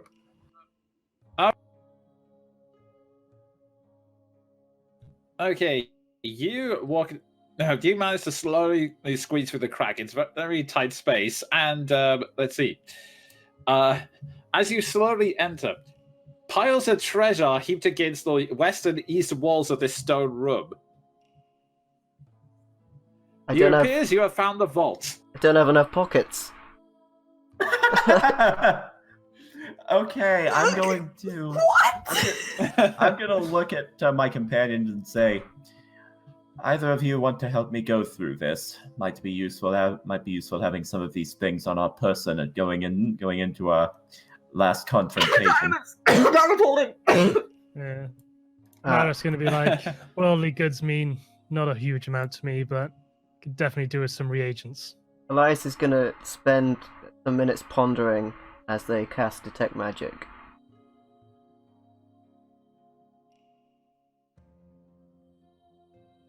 See if anything good shows up.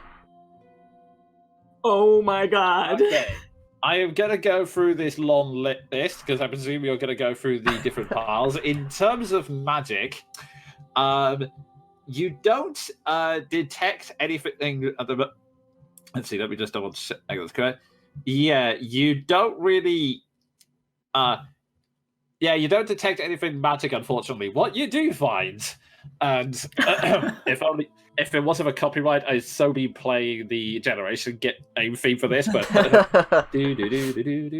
17,500 copper pieces, 50 GP gemstones, 3 rusted suits of plate armor, which are worthless, 9 rusted shields, which are worthless, a child-sized sarcophagus made of black wood indented with gold, worth around 200 GP.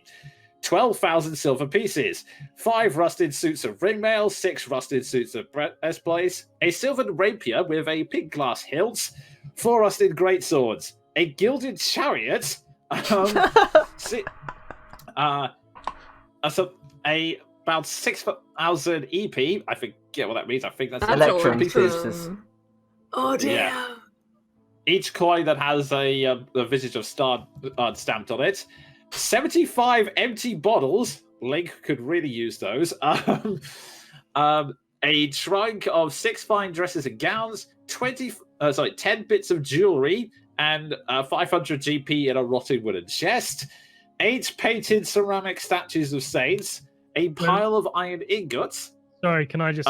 did you say a rotten wooden chest or an erotic wooden chest? Because there's a big difference between... Rotten. Okay. Rotten. R-O-T-T-E-N. Right. Oh my Okay. god! Oh god, I've lost where I am now. I just like where it's like, let me get out Pile 4. You just started pile 4. the long list of loot, Okay. and we were all sold. Yes. It went from a Yes. treasure hoard to a treasure whore. It's a fuck ton. It's a metric fuck ton of loot, y'all. Oh god, yes. Okay, pile of 10 ingots, 30 holy symbols from various gods of various worlds, a set of copper chalices, a gilded skull with red garments in one eye. Garnets, in eye sockets, 8 war hammers and 6 war picks, 9,000 silver pieces, 6 non-magical crystal balls, a bronze crown with a tiny gem-eye dragons for tiny gem-eye dragons for spires, a life-size a life-size wooden pony, 6 marble vases, 7,000 coins painted gold, 15,000 copper pieces, an obsidian scepter with gold filigree, 11 rusted helms, and 15 thin leather-bound tomes, all of them signed, copies of a storybook called Snow White and the Seven Rights. Snow Dwarf and the 7 Whites! I can't! I would just like to say. I would just like to say, Jean looks upon this room, and without context, just deadpans. I think I just heard the sound of my father shitting himself in Arcadia. After detect magic detects that this is actually just essentially a bunch of humorous drunk, Elias's hopes diminish slightly, but gonna go check out a wardrobe? Yes. How fine are the clothes in there? Would they pass for very high up? The dresses and gowns are worth 25 gold pieces each, so yeah, they would have been very. You would certainly they would be very classy, definitely nobility. I'll fold one up because there's no way I'm going to fit all of them in my pack. I'll fold one up. Take it with me. Okay. Hey. Okay. Anyone else want to take anything in here? Just any gems I can use for spells. Doesn't look like. I mean, there's 10 pieces of jewelry. We can look through them and see if there's any diamond we can pry out of one of these. I'm just looking over the list. It's diamonds and rubies are pretty much what I need, I think, for things. Oh no, Okay. that's garnets. The It's coinage, is it all about the place? Is it all of the electrum in a pile, or is it just electrum is everywhere? and all of the electrums in one pile. Essentially they're in separate piles. So Okay. if you see the coins, they're in one of the piles. In which case, Elias will take out a small chest, which they open up, that has jewels in, which they got from Death House, and they'll just fill it with electrum, then close it. Okay. I was going to say, what's the most valuable coinage here? Was it the electrum? Electrum, yeah. Maldrath will take that just so he can use it to found a church or something to, get things, get the restoration going in Barovia when this is all said and done. Yeah, I have no containers on me. I could just fill glass bottles with pieces of electrum, though. Actually, that's a smart move. That's a lot of coin. Yeah, I've only taken 100 That's because a like lot of coin. I don't know how I would take it. Like I don't know how you take the bottles with you either. It's a lot of bottles. I have one scene while a bank was doing like a counting thing, 100 just €1 coins, and like that's a fuck ton. That's already a fuck ton. That's like a lot. I would not want to drag around 100 coins. I will But this say, is Fantasyland. We do not have a bag of holding. What are we gonna do? I think most of it we're just gonna leave, right? I 'Cause, think so. yeah. Wait. Where's Clankers? I need Clankers. Fill clankers with gold. He's hollow, right? Yeah. yeah, he is. Okay. I mean, I'm assuming he's hollow inside. I mean, being it's a suit of armor. Oh my god, He is yes. 100% hollow. Is he going to be leaving So- a trail of electrum pieces everywhere we go, though? As he goes around going, thinking- shink, shink, He shink. really will clank now. I mean, he is Oh, gonna no, he's got to change his name. It's Clinkers now. No, we've got to change will his name. say- It's Bankers now. Oh yeah. Oh my god. I will say, he now moves at half speed, but That you is do fine. manage to fill him up with coinage. Awesome. Can we remove one of his arms so that when we pull on the other one, some coins come out of his mouth, and then we can rename him One-Armed Bandit? Hold on. Did we really do that? Like, We have filled Clankers animated with armor coinage. with Is coins. Does that mean all of it? Did we get yes, all that the means coins? all of it. Because Awesome. between you putting it in your wallets, yes, you do take all the coinage with you. And don't inside forget Clankers. don't forget my link bottles of gold. I will say you were able to fill 2 bottles of it with any more, and you will weigh you down. So yeah, you're able to fit 2 bottles at a time into your belt with the.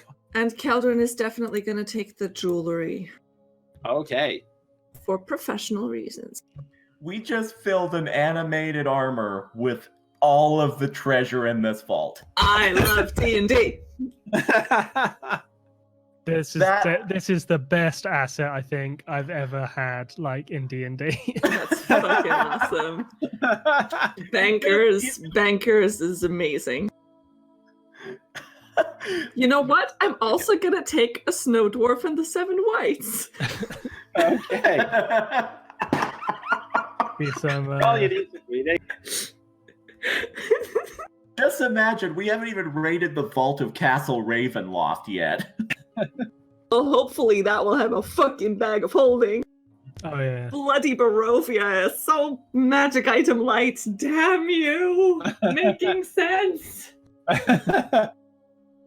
Okay. I mean, So the only thing I know With that, Ravenloft you- holds is a lot of vampires of the people that Strahd used to court. And somewhere in the lower levels, a werewolf. Another one.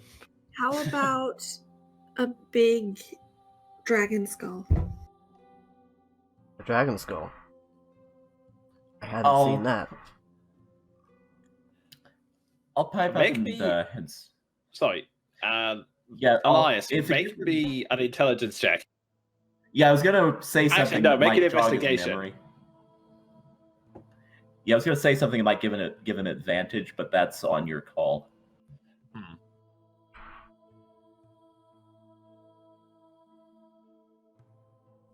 My investigation is not as good as perception.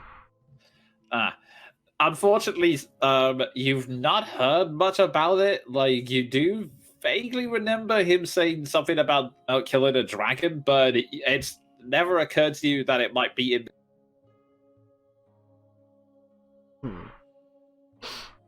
I am afraid I don't have much to say about that.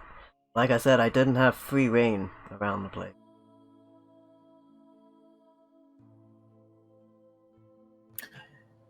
I'll Okay. say in that Sorry, case. go ahead.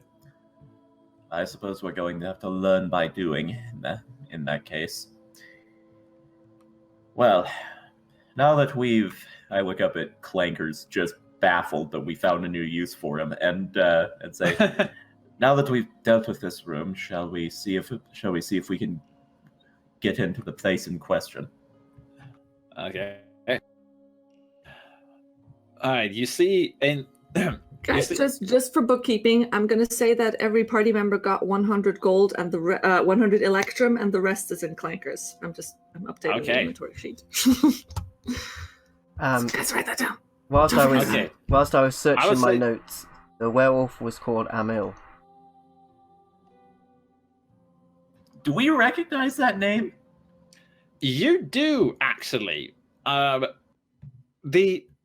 Between the stories from Zukivia and Lily, you remember that the reason Kirill rose to power was that he had a conflict with Emil, and Strahd essentially locked him up so that because he likes that Kirill was loyal and he didn't want fighting amongst the werewolves. So essentially, he is Zukivia's husband. Holy shit! Okay, let's cure him and send him. Let's cure him and send him back. There's also a girl, Gertruda. Do we recognize that name? That's the one Ward and Crowley at the time were trying to find. She was a girl who had run away from the village of Barovia, which, for those who don't know, is also in the land of Barovia. I don't know why. Thing in the mad. She was the doll. Yes, that's exactly. Okay. As at that, Jean will nod and say, "In that case, I can take care of one of Ward's loose ends, in addition to doing the right thing." She wasn't captured. She went there willingly. Strahd doesn't. Of course. Strahd doesn't appear to be as he would seem to everyone. Many are curious about him, and he is charming. Which is why many of his guests were former, shall we say, acquaintances. Or they turned into vampires. Or he got bored with them and made them vampires.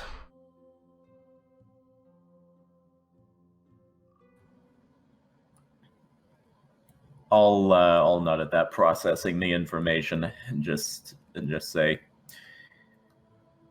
"Well, he's no more, and now we can merely do what we can. Shall we, everyone?"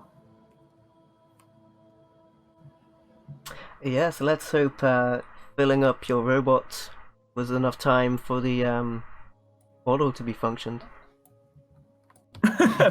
Filling up our robot. That is a phrase I never thought I'd hear in Curse of Strahd. Just like to. He has a name, and it's Clankers. Thank you very much. Alrighty.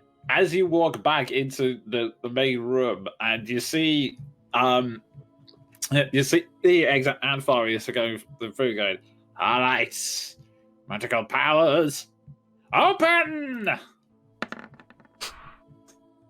Nothing happens. It goes, "Oh, okay. Is that the right word? How about?" His eyes go dim for a second. He goes,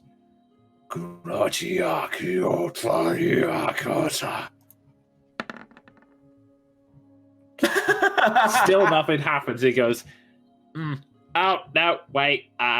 That's the super draconic, wasn't it? Okay. What was it? Oh no. Memory's failing me, guys. Can we help? What are you looking for?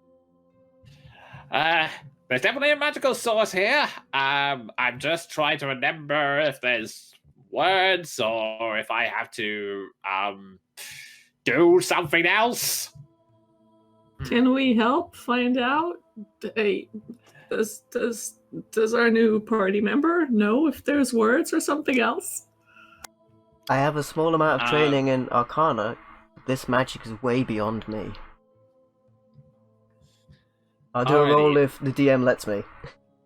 Make Arcana checks at a disadvantage. So that would be... I think the only ones who could pull it off would be either Keldrin or Elias. So yeah, Arcana checks at disadvantage. That Could have been worse. That's pretty good, actually. Disadvantage. Yeah, 17. Yeah. 17. Okay. You know that the source, essentially, Strahd explained that the idea of the portals was that they were one way, so that you activated the device. Essentially, it would be cast a gem into the fire would then form a portal, which would run for a limited time, and a bunch of people could leap through it. You never thought that essentially, you never thought that you could use it to go the other way. So, if possible, you're wondering if essentially you're having to hack the magic to open it from the other side. That you're not, that you think. So, it would be possible, but you have to try and detect where the source of the magical energy is.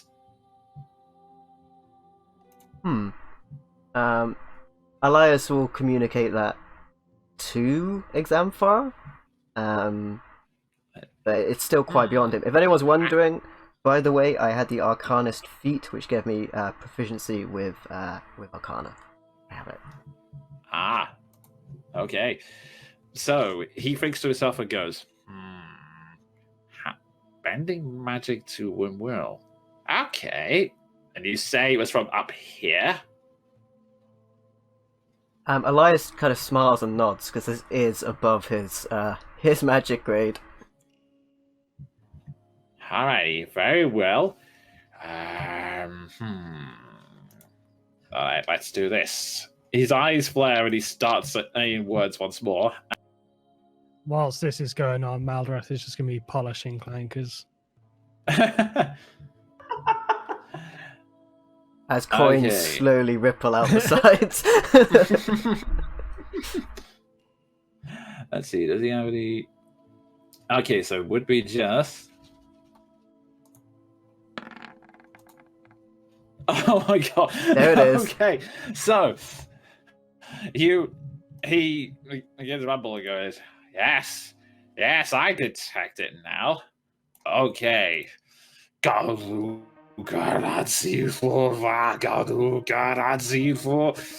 you watch as the portal slowly opens in front of it. The energy is crackling, and then suddenly, like a spark, the flame bursts up in the air. First, it's only a slight gap. Then it widens and widens and widens. And you see Examvar standing there, holding it up, and he goes, yes!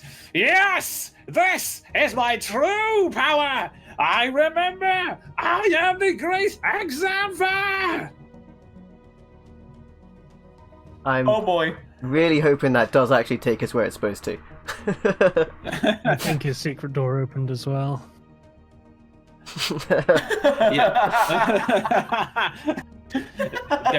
Different room. Okay. So, with that, the portal is up in the air. It's not going to be there for long, and the Lich's eyes are glowing as he... We're going! Yeah, I'm just gonna see it, and I'm just gonna see it, cast it, and just say one final thing to this place. Time to reach the battlefield.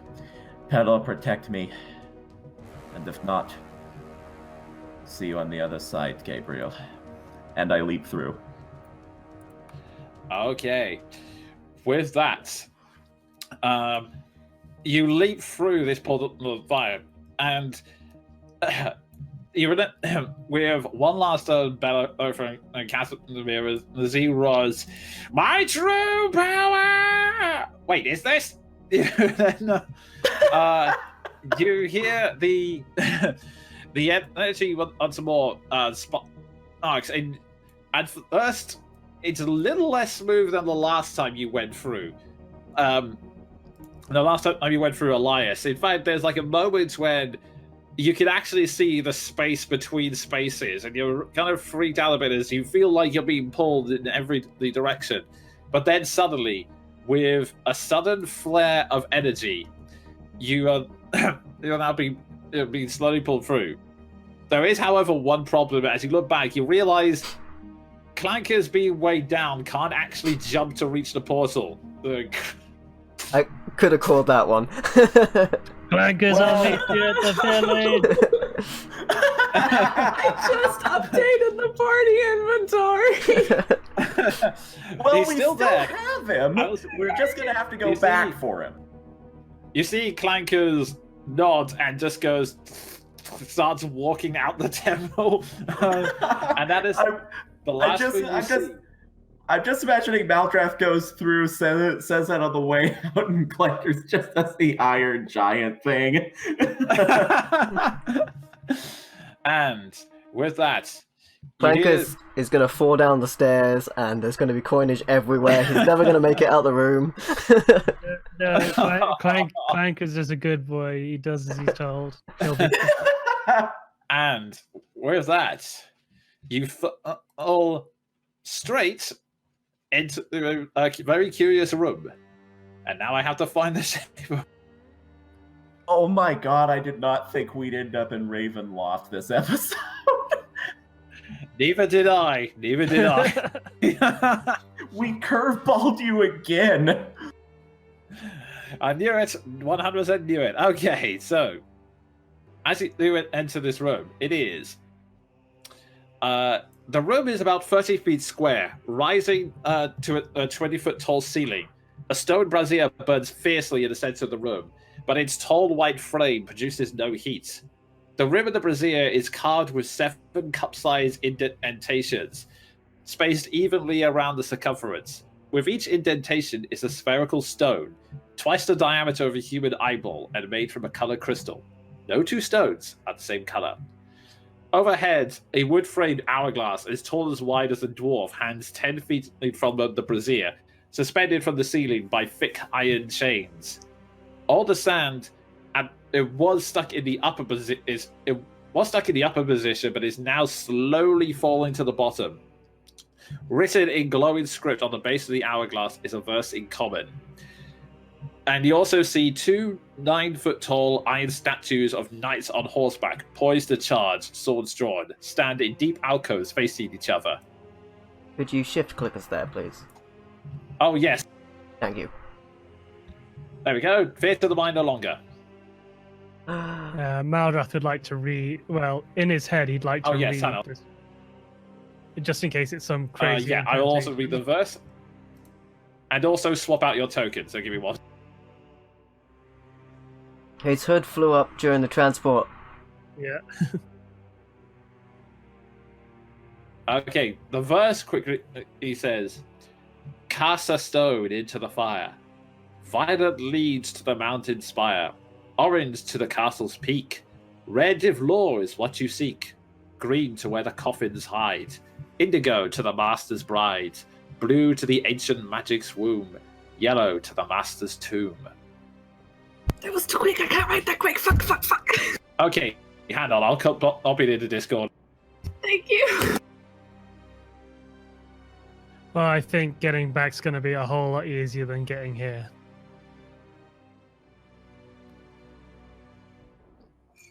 Okay, so you have 4 doors ahead of you, 3 around here and 1 over this direction.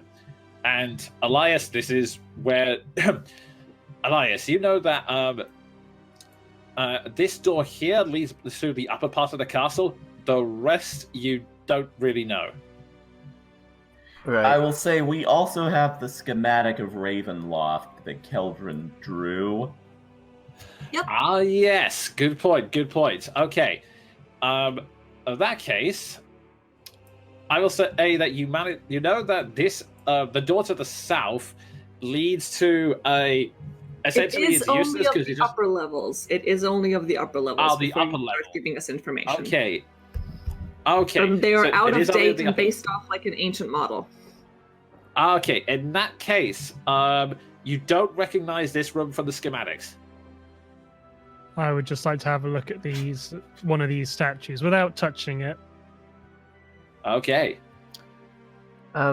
What is through the door that I know of Yeah. before I go through there? Is it guarded normally? You know that the doors themselves aren't guarded. You know that Strahd Strahd has mentioned how he likes to place illusions there, but you don't know if they're still active at this. Right. As Maldrath does his thing, Elias will listen to that door. Okay. I'll say make a perception check, and Maldrath, they seem like perfectly ordinary statues so far. Yeah, Maris is gonna be like. Where do we go from here, Elias? We need to place where a prominent place where he would display a big dragon skull. I'm afraid I only know through this door. The rest of these elude me. I'll say, logically, it stands to some reason that Strahd's treasure vault would be beneath the castle. If the door you're standing in front of leads to the upper levels, then it might be worthwhile exploring this place and clearing it out the best we can first. Did we have 1 or 2 bottles of oil of sharpness?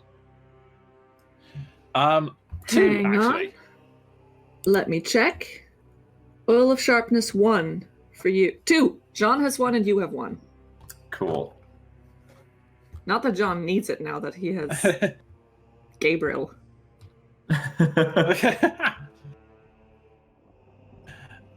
Yeah, I might spend a minute applying that to my arrows then, because I'm thinking we might need them. Or I might need them. Fair enough. Yeah, I still have the sun sword, so. Also, in response to Elias's perception check, you don't hear anything on the stairs on the other side. Interesting. I'm gonna listen in on this door here. Okay, perception check.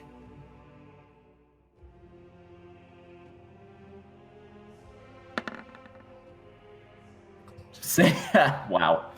You don't really hear anything on the other side. All right. I'll check the one nearest to me up here. Okay. I guess I'll do this one then. You don't hear anything, I'm afraid. Wow. And neither do you. And I'll all listen of to our this rolls door. go to shit in the final dungeon. This is exactly what I was expecting.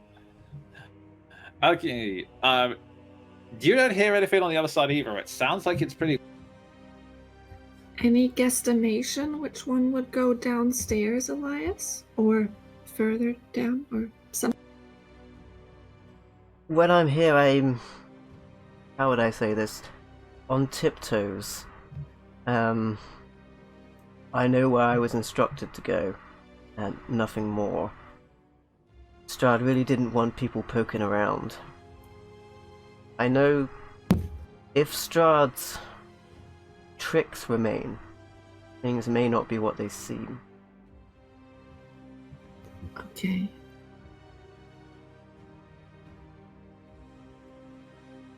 Well, I guess we're gonna have to do this the old-fashioned way and just look with our eyes.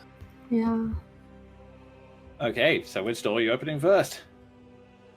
I would say the one by itself would be the best bet to start.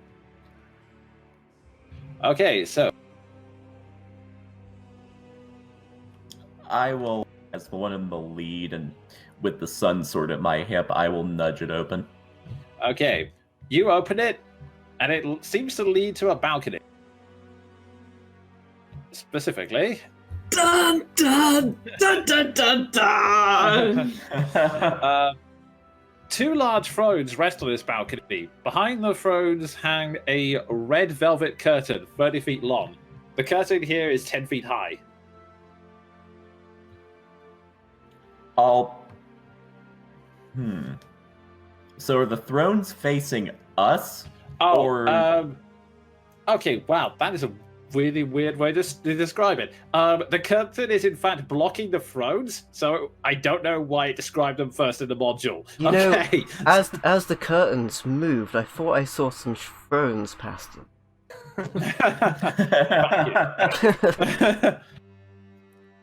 Yeah, I'll nudge the curtains open, and if that's all we see, then that's all we see. Well, I guess we're not Whoa. in the bowels of the castle then, if we've got a balcony. Well, you say that. You open the balcony and you pass with a curtain to look through. You see the thrones, and you see an observation. You see that it seems to be an observation deck for another room, which looks pretty dingy.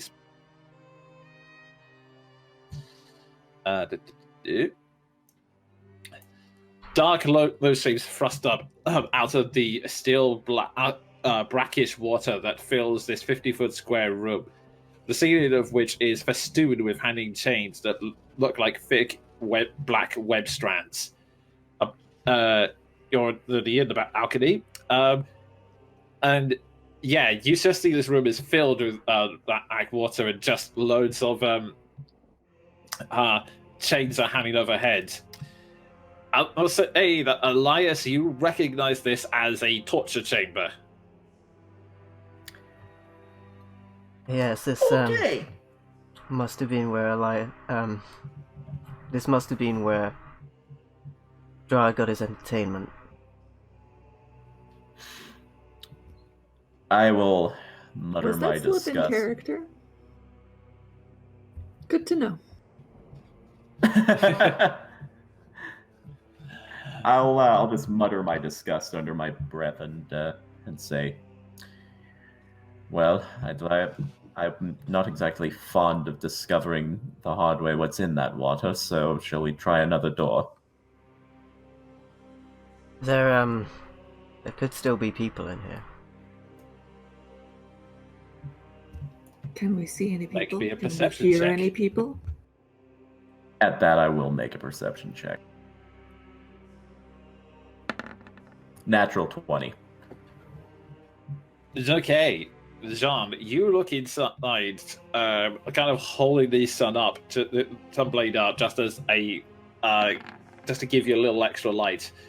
Oh wow, Elias, you see that there are indeed some bodies that occasionally twitch and eyes heave up and down. Jean, with that 20, you can see that there are people in there, but there's no life in their eyes. Whatever remains is undead. Quick question about the sunblade. Does it shed natural sunlight when it's out? It Yes. does, yes. Because that's how Strahd died. That is... Could you please put that away? I look over at him. Am I familiar with Drow? I'll tell you what, go ahead and make me an intelligence roll. Oh, yay, my shittiest stat.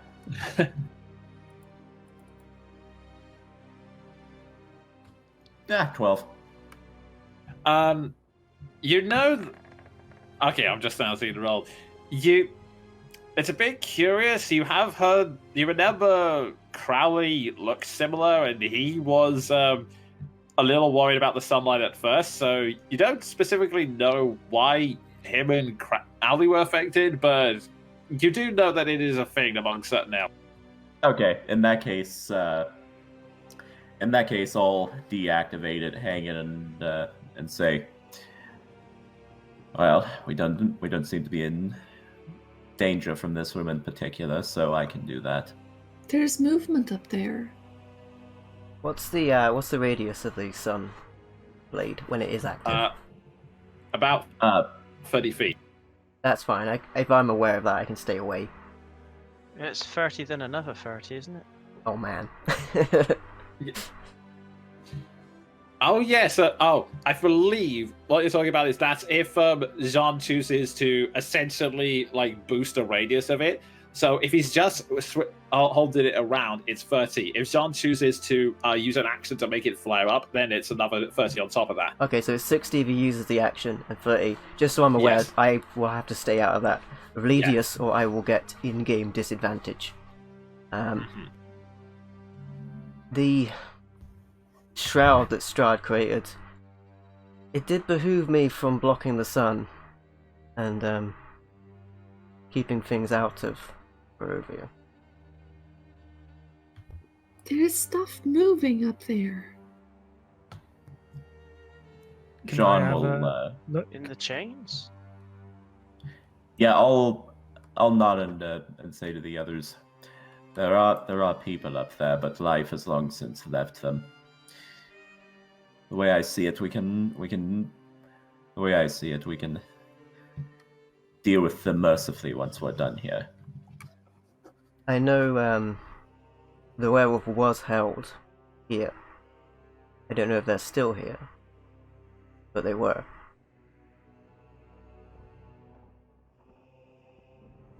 How many people are up there? I'll say that Jean and Elias noticed that there were 6 in total. I think we should just cantrip them, y'all. Yeah, if you wanted to do that, that's a decent idea. It's just that Jean would have to get down there, fiddle with the chains, etc., etc. No, up there, right? Up there, down down. there? Down. Okay, I was Yeah, they're floating in the water at this. okay. So there's the underside is filled with water.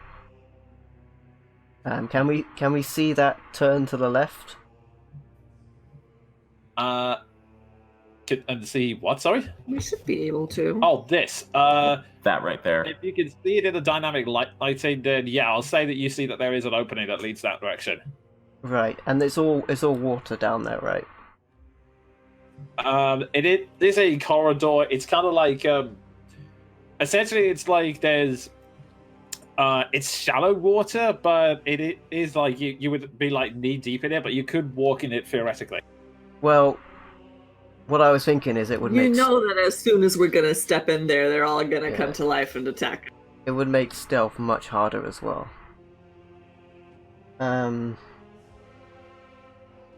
Yeah, Elias isn't brave enough to go off by themselves. I'll just make it invisible so you know where they. I was like, they've come to get us! They're coming for you! Okay. I think we should put them out of their misery. Send them back to Kalimvar. I'll glance at Keldrin and Maldrath. If you have the means to do it from this distance, then I am far from going to stop you. Can I look at them and see if they're actually alive or undead, or what is their actual? Jean would situation? with an nat 20, Jean would confirm that they are actual undead. Oh, okay, if they're actually undead, that's fine. Yeah, we should just Yeah, end them. that's within range. Okay. So, how would you like to put them out of their misery? Cantrip. Yeah. Fireball. Okay. Firebolt. Alrighty. Got some Fireball. flame. Okay. I am going to expedite this because even if I did ask you to roll initiative, they can't reach you, so it would just literally be a lot on pointless battle. So I'm gonna say that you it takes a while because the zombies appear to be surprisingly resilient as they so it's you spend, I want to say, a good 5, like I would say 10 minutes, like taking out each one by one, but eventually they all go and they slowly burn away.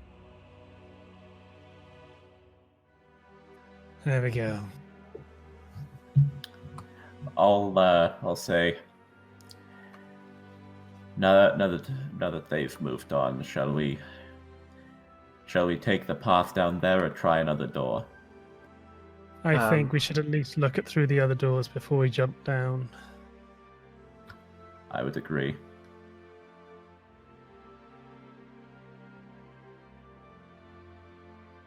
Elias looks at their boots just to make sure there's no holes in them, because if they have to get their feet wet, they're going to be sad. Okay. I'm gonna say you look through each and every door. I believe. Let me just double check. There we go. The door creaks open to reveal a stone staircase. This is the central one. Between the rough masonry walls, there is little dust on the steps, but like fog, tumbles down the steps from above. So this one leads downwards.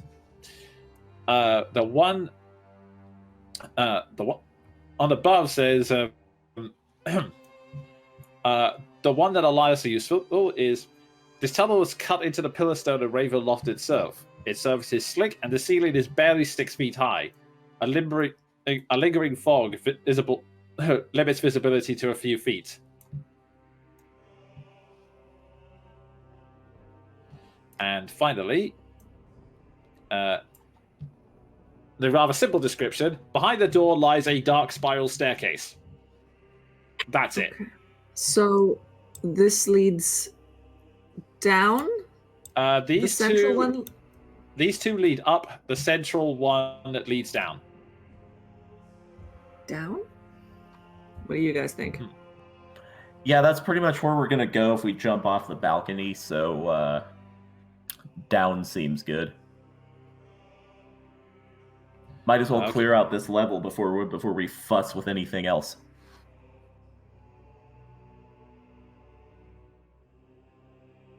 Going down then. You then walk. You begin to walk down the corridor slowly but surely. This way. So.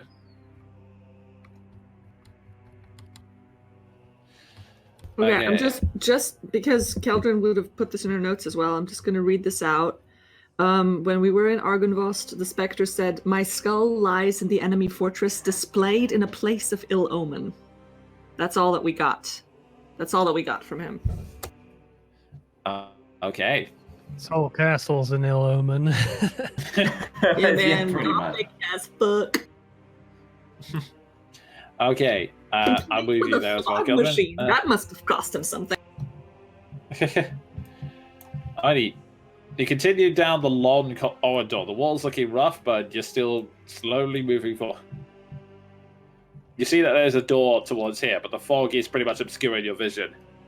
Wait, you said those two go up. I'm so confused. No, wait. Okay, the curved ones go up. Yeah, the curved ones go up. This is the corridor at the end. Gotcha. Okay, I will take the lead and just make perception checks along the way. Okay. Natural 19, so 25. Okay, you notice that as you step forward, you get to about here, and it's then you suddenly notice that there is a ominous line in the ground here. Interesting. I'll point it out to Elias specifically, and say, "Can you make anything of this? I certainly don't trust putting my foot over it." Could I check it for trap? Go for it.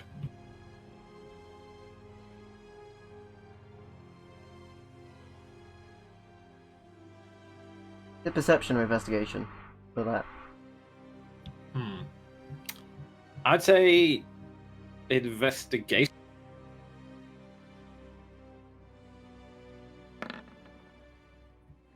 Nice. Okay, you look. You look at it and you realize this is a classic trapdoor. Could I attempt to disable it with my thieves' tools? Let me double check something. It doesn't seem to be. You realize that it's about 10 feet, but you also realize that it appears to be weight activated. Like, it's not really a mechanism so much as a hinge. So essentially, if something heavy hits it, it's going to open. Oh, it's a trapdoor, but it looks like you could just jump over it.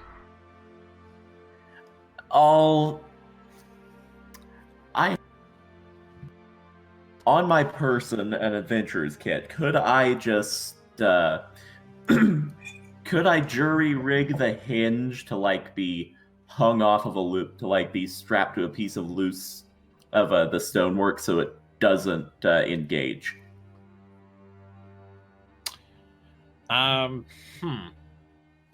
Is there like a convenient piece of stone jutting out anywhere? That's the Unfortunately, big thing. yeah. Unfortunately, it doesn't look like there really is any stone to use it. You could try using an item. It would be a pretty tough job though. Okay. We should have taken the chariot from the treasure chamber. I don't think we'd have been able to throw that through the portal, though. Because I'm a new rogue, I'm just checking. So for future, for me to find a trap, it is perception. But for me to decide what to do with a trap is investigation. There we go. Okay.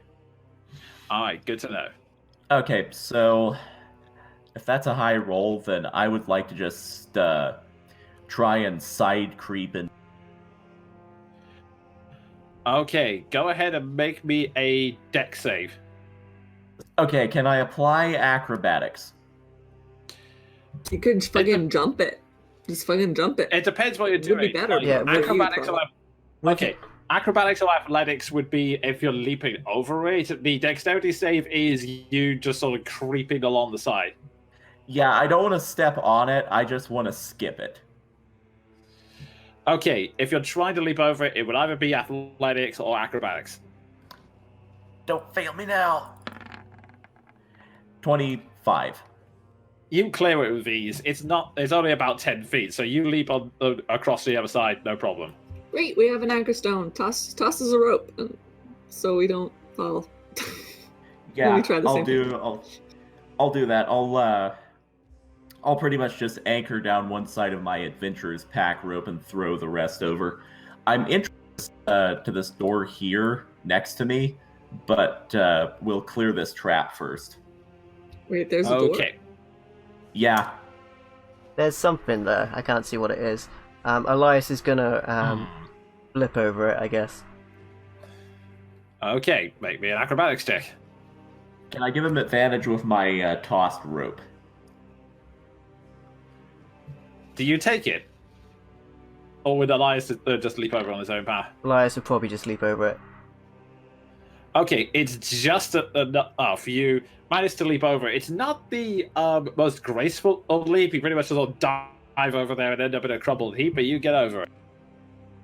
That's fine. Wanted it to look cool, but oh well. Seth will walk over it.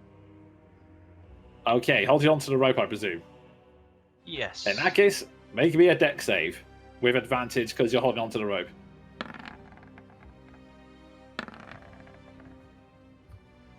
Thank God for the advantage. Okay, you open it up, you step on it, and as soon as John, you're holding onto the rope, so you're able to clamber to safety pretty quickly. But, okay,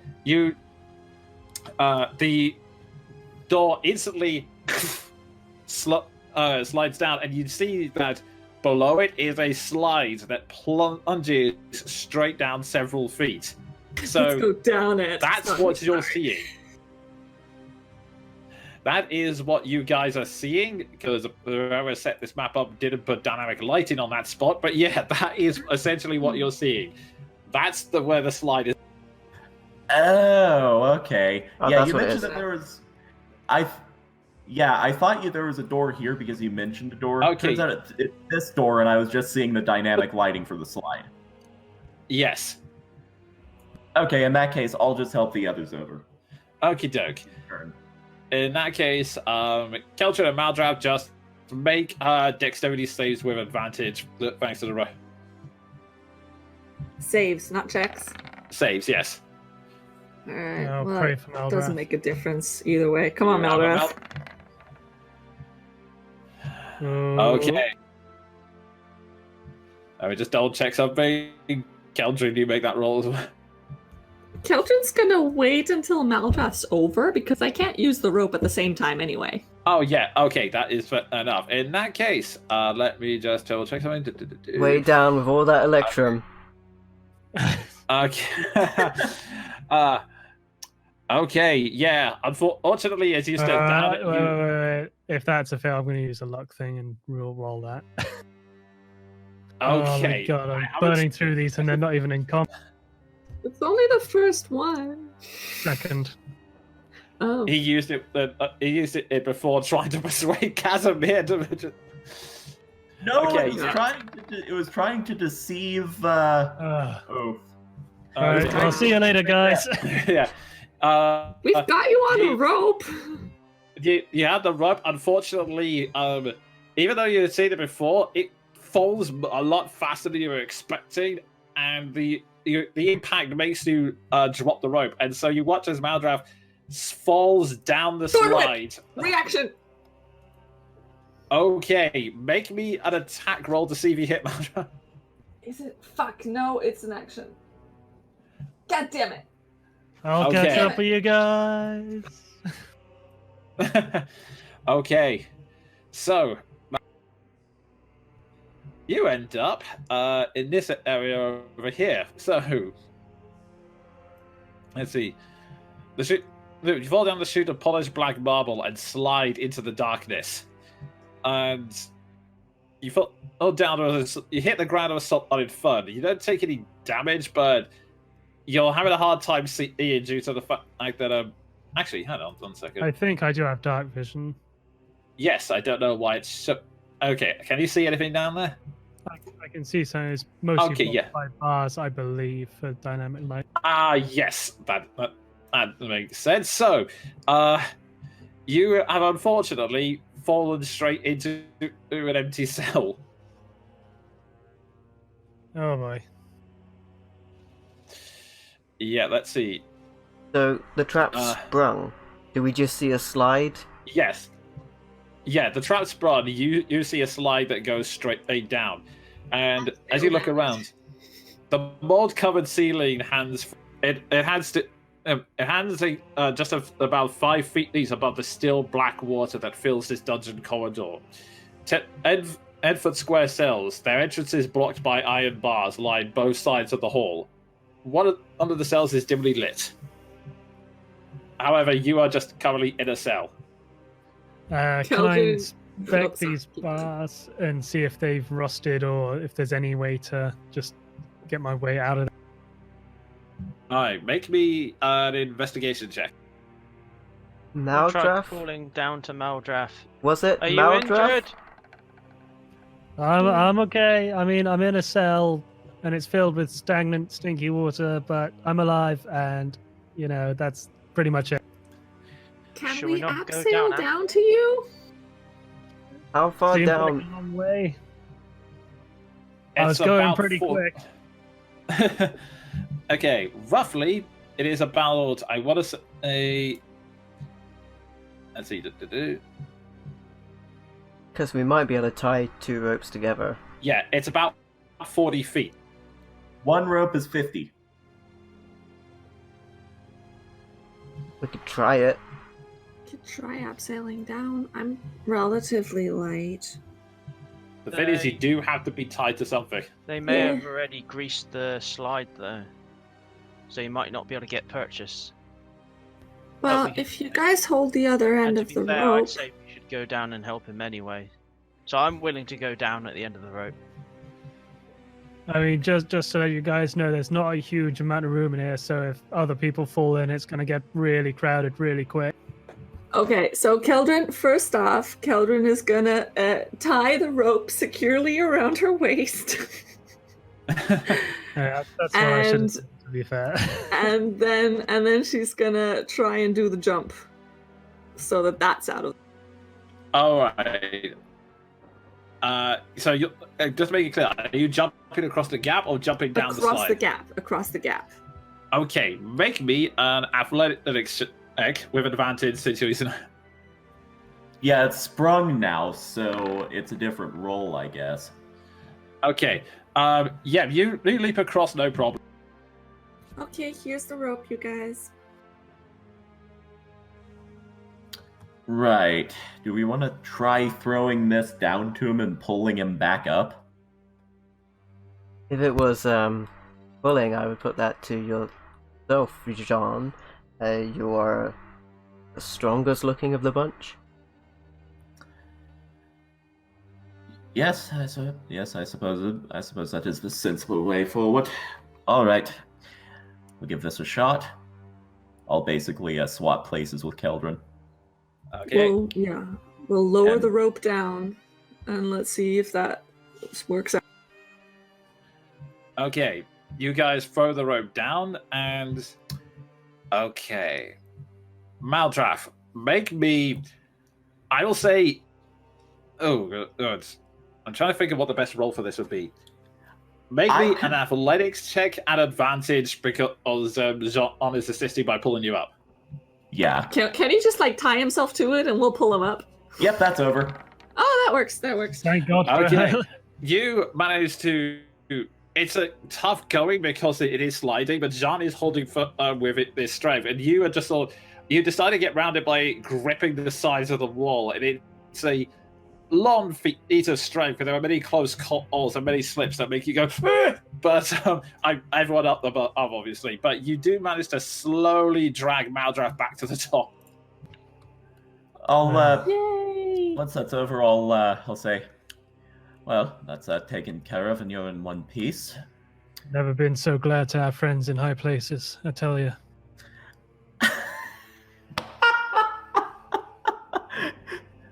And I will. Well done, sir. Well done. And I'll sigh and say, touche. Now, shall we?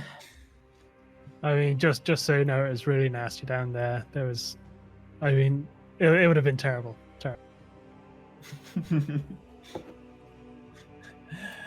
Okay. So with that, you open the door to the main chamber. Check for traps. Well, I would be. I will making say that perception John's checks. perception. I will say that John's high perception check revealed that there is no further traps in this particular corner. Reasonable. Anyone behind the door? Alright. You carefully open. You don't see anyone. I am going to make another perception check just to be sure of that. Alright, Natural go 20. for it. Okay. You see that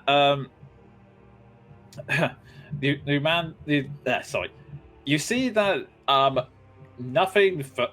You don't see anyone else in particular in the middle of the room. You hear sounds, so there probably is someone about. Oh, so you can hear that there is some movement, but it's not in the open sides. Although you do see that there are multiple chambers in this room. You think that if there is any movement, it's inside one of those. As you push further and realize, here we are. Deep within the Keeper Raven loft lie ancient catacombs, with arched ceilings supported by wide hollow columns that double as crypts. Cobwebs hang limp in the musty air. A thick fog clings to the floor, which is covered in putrid waste. The black ceiling is moving. I'm sorry, what was that last bit? The ceiling is moving? Yeah, the black ceiling is moving, kind of just sort of... It's just sort of shakes violently every now and then. Can I see what is moving? Is it the ceiling that's moving, or is it things on the ceiling that are moving? It appears the ceiling itself is moving. I cast pass without a trace. Good call. Maldra's just going to put his head up. Don't do it. He's so sexy. Just in case it is Okay. something that's going to fall on him. Alrighty. And actually, Jean realizes that you look it up again without perception, you realize it is thousands upon thousands of bats. Oh, okay. That checks out. They appear to just be I'll, slowly sleeping up there. I'll say, well, that's par for the course, so it's as aesthetic at least. Shall we check each of these rooms and ensure nothing's going to jump us? And Keldrin whispers a couple words, and everything around us becomes slightly muffled, and the shadows cling to us a little bit more. Oh, and everybody brilliant. gets plus 10 to any stealth checks. Plus I 10 did. to Oh, stealth. so So I have so 23 Elias is before I going to roll. so Nice. yeah, Elias is just going to clip out of reality. Well, it wouldn't be very useful if we're moving as a group. This is up for an hour now. Okay, I'll if we're proceeding that way, I will make my horrendously disadvantaged stealth check. That's a 22. Mm-hmm. Should we all make stealth checks? Yeah, if we are gonna stealth, we should all make stealth checks. Yep, go ahead. May as well. Are we doing this just straight rolls or advantage or what? Those of us in heavy armor are disadvantaged, and also So, half plate, so... Yeah. On the plus side, you do get around plus 10 to these thanks to pass without a trace. So Yeah, so my 3 gave me 26. Sweet. Rogues! okay. I'm happy. Ooh, I'll I'm say- at a 32! Oh, I Nice. thought I got good with 30. Damn. So, all of you just about managed to, all of you just about managed to fade in and out. Essentially, you just be stealthy. You're not alerting anyone. Jean is actually no, with the plus 10, you're fine. Yeah, you are all stealthy. You haven't attracted anyone's attention yet. Alright. So the question is, are you all going to investigate the same crypt at once, or open up different one?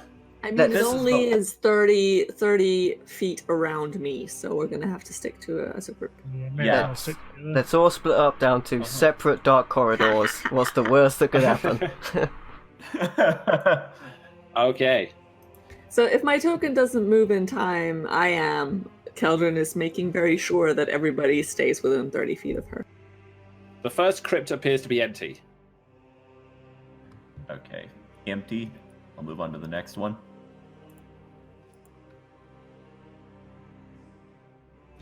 I'm Also actually empty. gonna move in there and feel around just to check if anything is invisible because I am paranoid. Okay. Okay, everything seems to be okay so far. And the next crypt, the door is around this. So Okay. around. And I'm also going to make perception checks for hidden doors and such, and also traps. 16. Okay. Okay.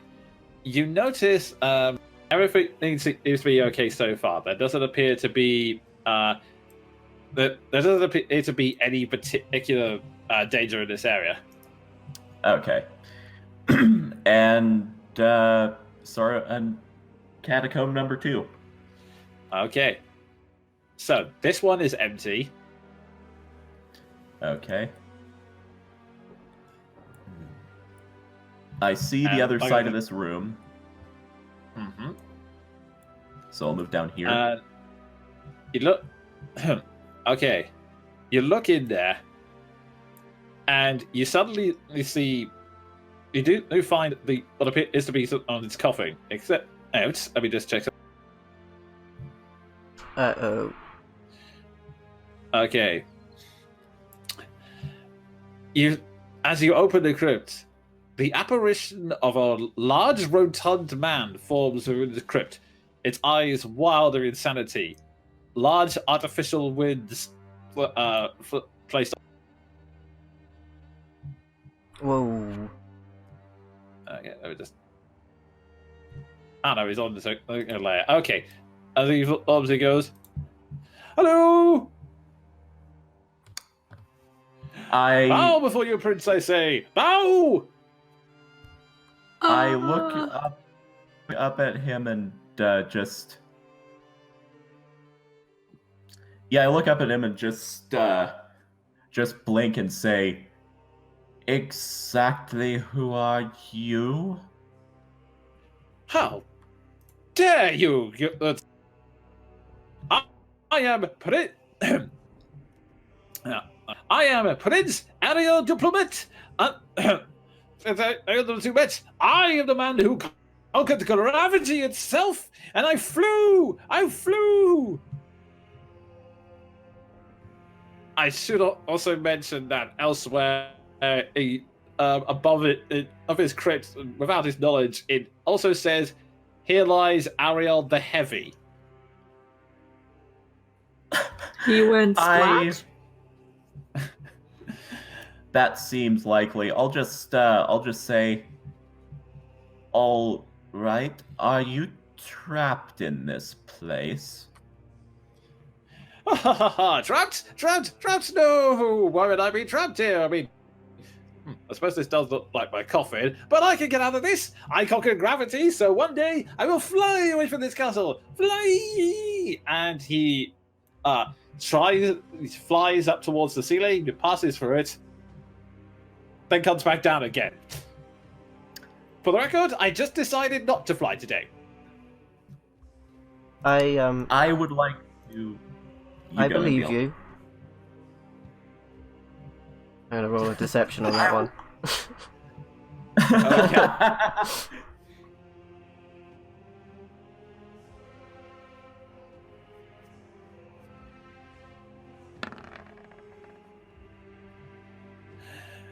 He 100% believes you. He 100% believes you. Okay, I would like to. I'd like to either insight check or religion check him to determine, like, obviously he's a spirit, but is he tied to the coffin or some such? Basically, the nature of what we're dealing with. Okay. I'd say. Which one would that be?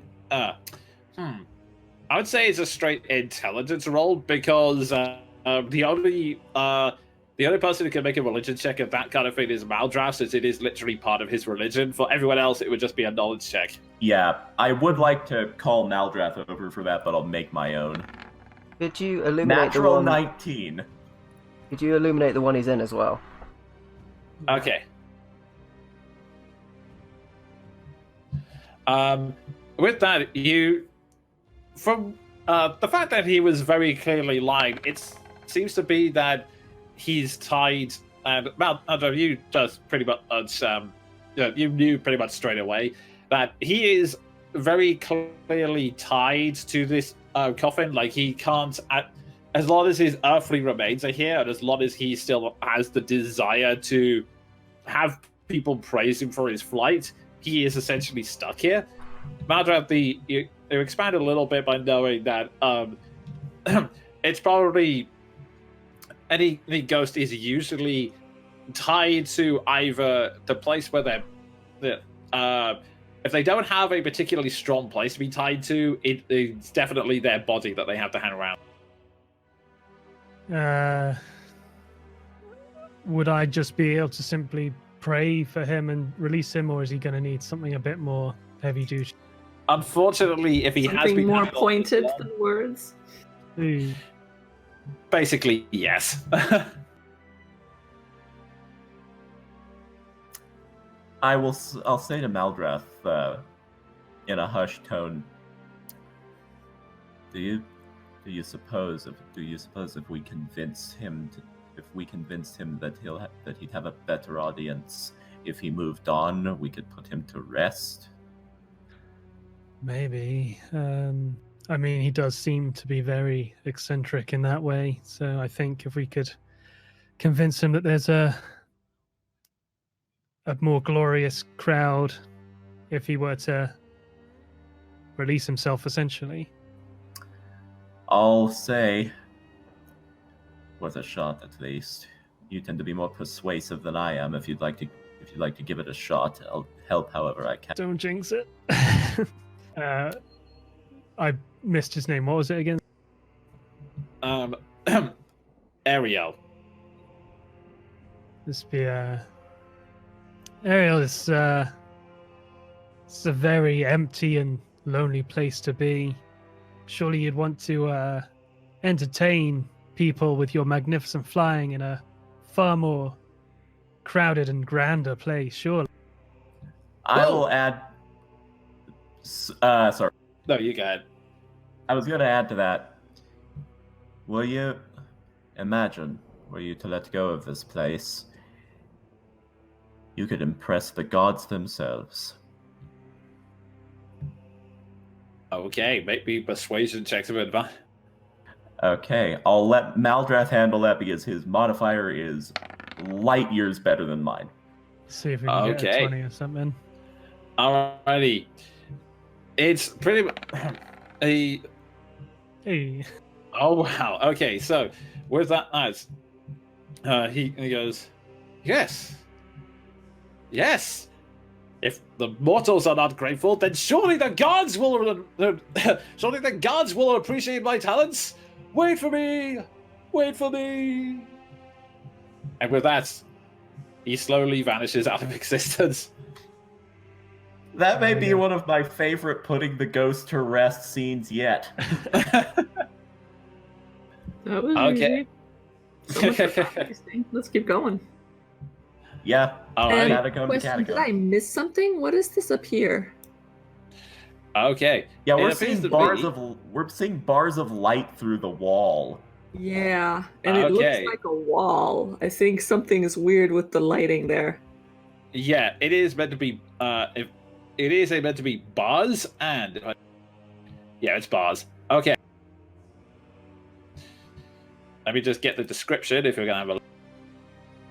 Wait, let's finish this room first, right? Okay. So, which direction are you going next? Are you going to investigate each of these? Are you just going to go down and investigate all of these, or are you going to go to this side room as well? Yeah, I was gonna. I'm gonna say basically, Jean's plan is to go in a line left to right across the room, go down right to left, and just kind of Pac-Man through each of the catacombs. Okay. So, you're going to this one on first, or this one on down here? That depends. Is this a catacomb? The Yes, tomb. it is actually. Oh, okay. I thought it was like yeah, a I'll door to the. Yes. Yeah, I'll check that Okay. one first then. Righto. We'll open it up, and I would like to. Let's see. I will just double check something real quick. There we go. You're greeted with.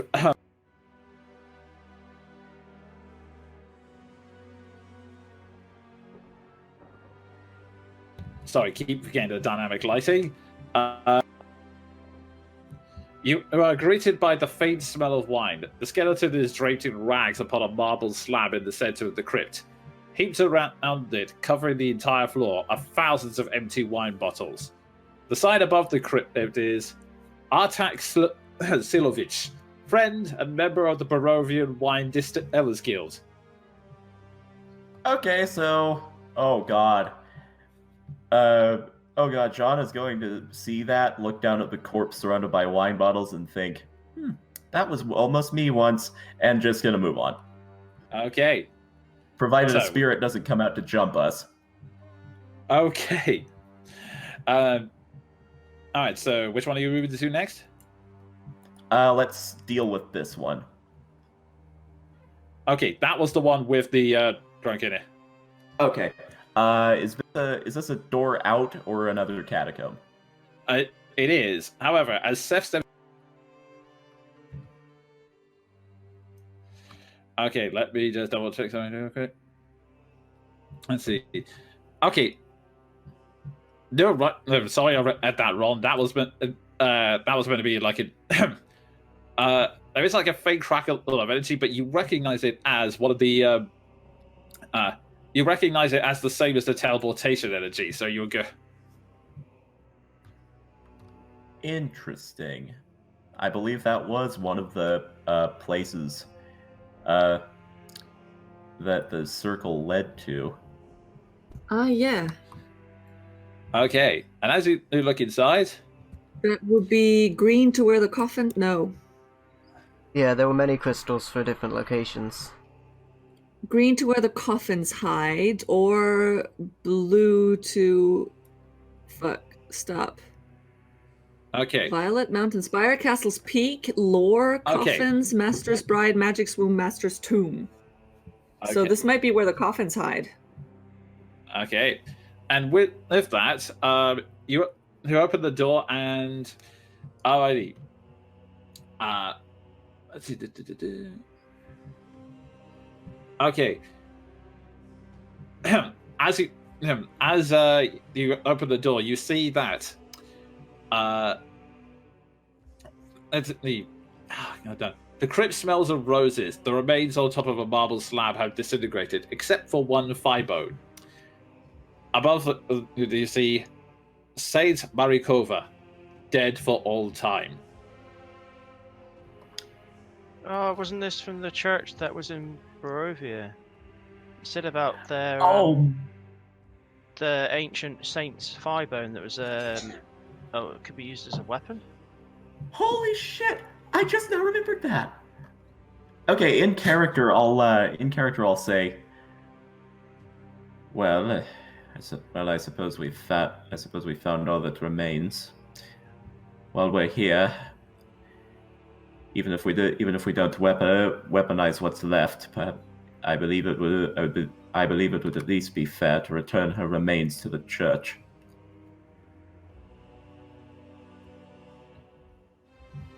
Okay. So you're gonna pick. Yeah, Jean will. He's pretty much going through Ravenloft is a matter of putting all sorts of loose ends to rest. You know, Argynvost, this saint, etc. Okay, in that sense, make me a dexterity check or save. Save. Sorry.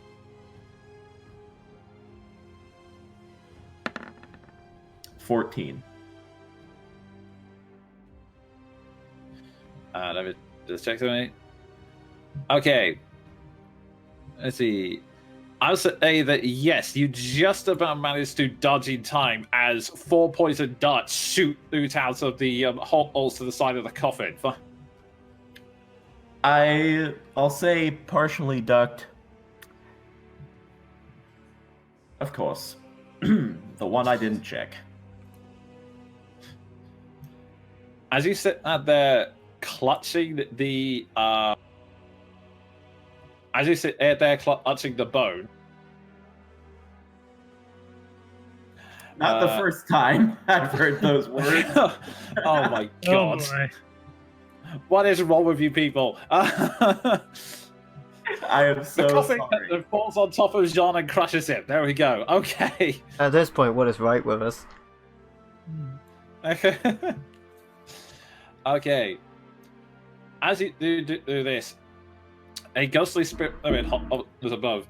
A faint apparition, as above it says, a ghostly form appears in the dust, so faint you can barely discern more than part of a face.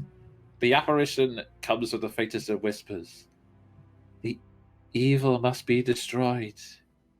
Use me as your weapon. And with that, it fades away. I'll look at it. Mentally think. I think I've already had my share of talking weapons for one day.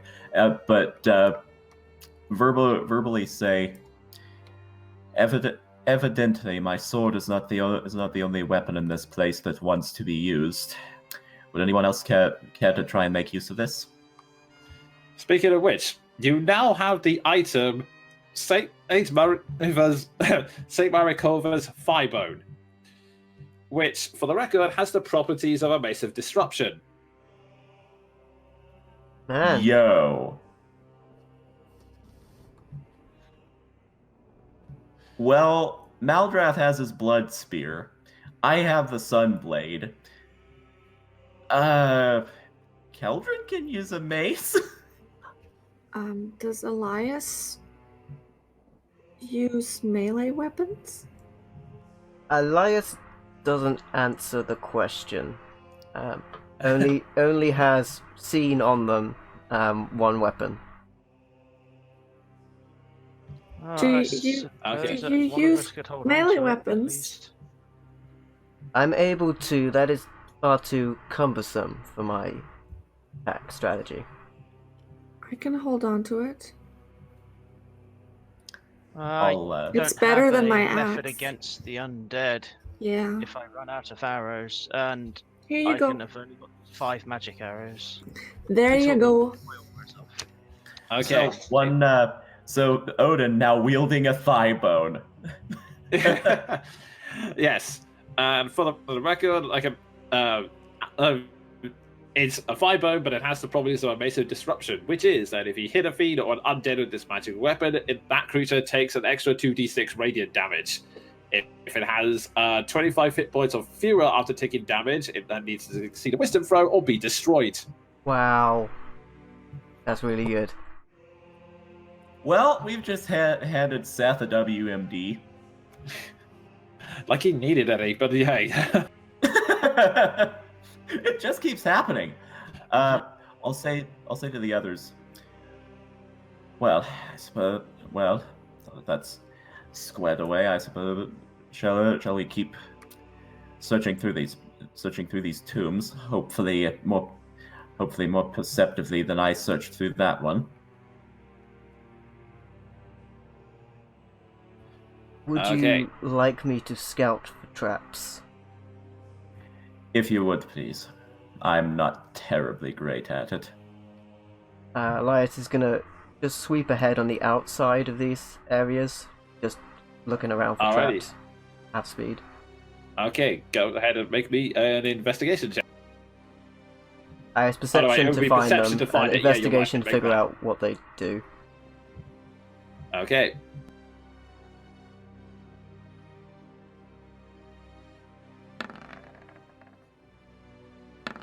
Jesus. Okay. You don't find any traps in the corridor, which means that at least they're visible traps, meaning that if there are any traps, they're probably inside. Right. I can't find anything obvious. But we did just find a trap inside a vault. Perhaps you'd like me to give one the once over before you enter? I'll nod and say, I'll open the doors and let you have a look see once that's done. Okay. So, just to, your plan is essentially going now from right to left. Yes, basically hopping through the next level of tombs. Okay, so I won't open all of them just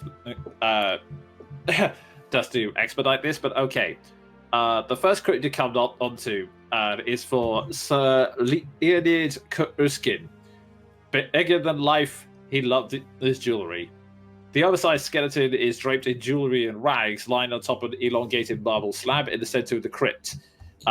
These are three jewel necklaces worth 750 gold pieces each. Each? Holy shit! Okay. The next crypt is Pidgewick. Any diamonds on any of them? It doesn't actually say. Fuck. Okay, worth It trying. just says 3 jewel necklaces. Alrighty. You see, the next up is a crypt of a Duchess Dorifnia Isotonia. It's covered in.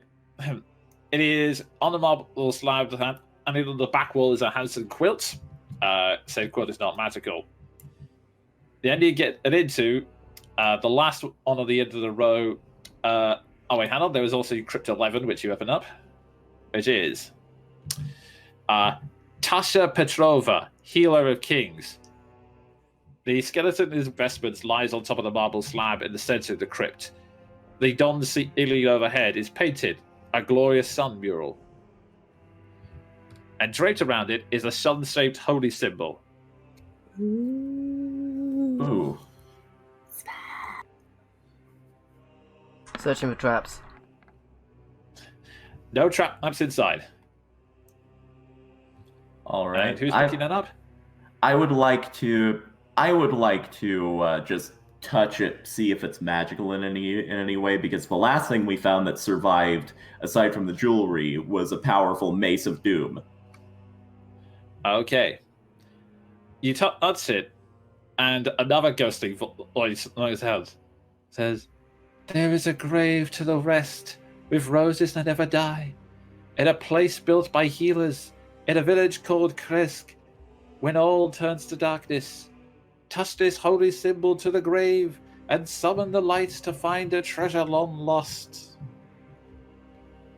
Wow, we're gonna have lots of treasures. So many side quests. Yeah, we're gonna have lots of treasures after the campaign is over. I will. I'll touch my holy symbol and just say softly, "If nothing else, I will take you from this place," and I will take the symbol with me. Alrighty. And finally, the crypt at the very edge. The stone door of this crypt lies on the floor, its inscription obscured by fog. The crypt reveals the gates open. A skull, some bones, and a few bits of rusted armor lie on top of a marble slab, with a leering stone gargoyle squatted at each end.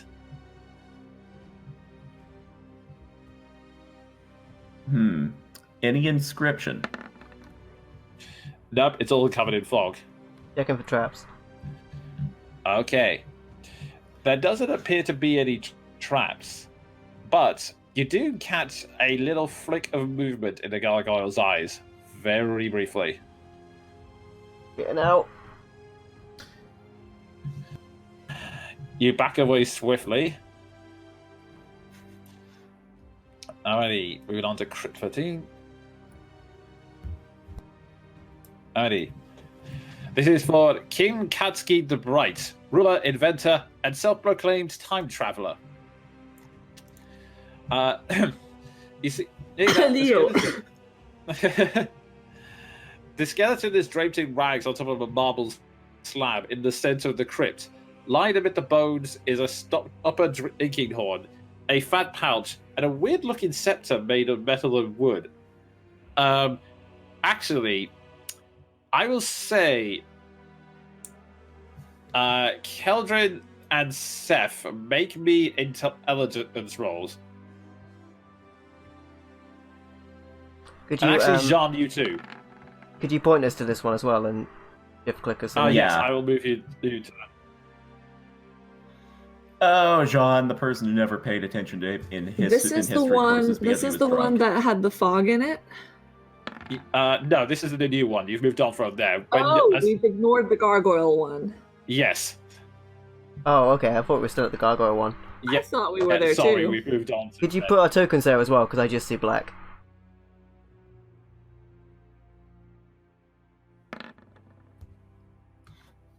Yeah, we all Jean doing was drunk intelligence? during history class. It was specifically me, Keldrin, and Seth. Okay, you don't seem to recognize the object. Going back to the description, it appears to be a weird-looking scepter made of metal and wood. And along with the wooden flying contraption that looks like a set of folding dragon wings and leather straps. Keldrin, you remember your smithing background, and you remember that some of the dwarves were a bit annoyed because you made some of your friends made their living from smithy, and they were talking about some curious weapons that they weren't common, but some people had invented them and they started to make on the market. They described them as firearms, weapons that fired bullets. What? We found a gun! I think we just came across Leonardo da Vinci's tomb. Yes, it appears to be. Is this the Yes, tomb it's, of Rip Killington from other campaigns? no, but it was the reason it was the reason I gave Jean the chance for the intelligence role, because you did technically work for the same company, but apparently Jean has no memory of the guy whatsoever. He was drunk. Keldrin just kind of stares at us. I think this shoots crossbow bolts really, really hard. Like extra hard. That sounds like I'll look at her and say. But I think it's got like an alchemical component too. Alright, with a further check. Like weapons weren't really my thing, so Okay, so Kaldrin or Seth can make me investigation checks for this one. Or both. Both. Yo. Nice. Okay. Don't think Seth, I'll beat that, but alrighty. You have the further look. You look inside and you see that the drinking horn appears to have a strange black powder in it, which Keldrin, I will say, with that investigation roll, you figure out, that means that's there's the something alchemical as well. component. You then They find use it in some items. fireworks. So, long story short, you have found a musket, 20 silver marbles, aka the bullets, and gunpowder to use it. Oh my god. And this and he wasn't fires completely not proficient with it. though. with a chemical Yeah, reaction, you say? That sounds loud. Yeah, it's pretty loud. I don't think my friends ever really figured it out. One of them turned up with no eyebrows at one point. Either way, it Well, seems. I say my friends, they were more like, well, you know. Yeah. Seems like an unwieldy weapon. And for the record, the other item you find in there is essentially a glider.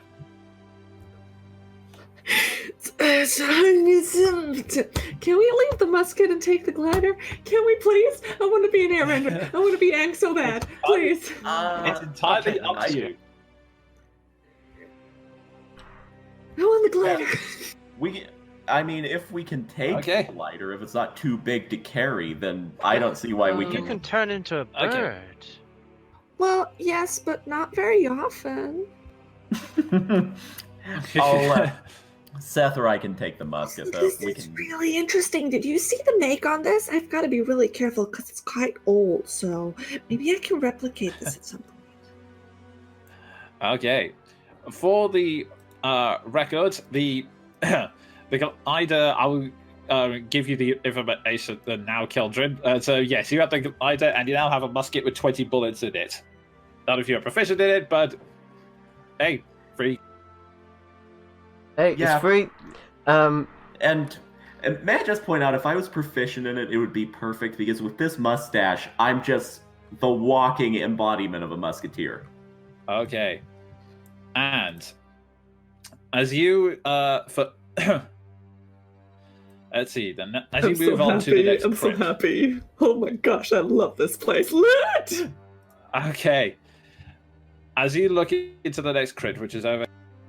Before we move on, are we going to do anything about the one with gargoyles?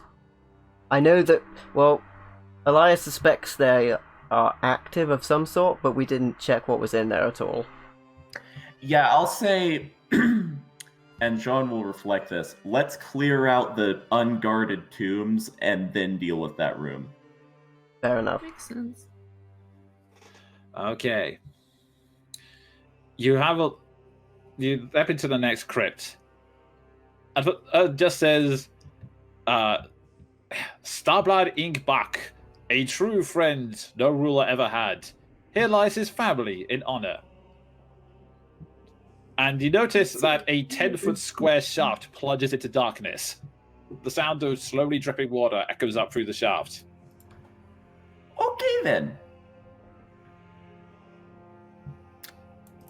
Yeah, just filing that away. Moving on. I'm Okay. gonna light up a flame, and I'm just gonna lob it down the shaft. Just kind of look over. Okay. Make me a perception check real quick.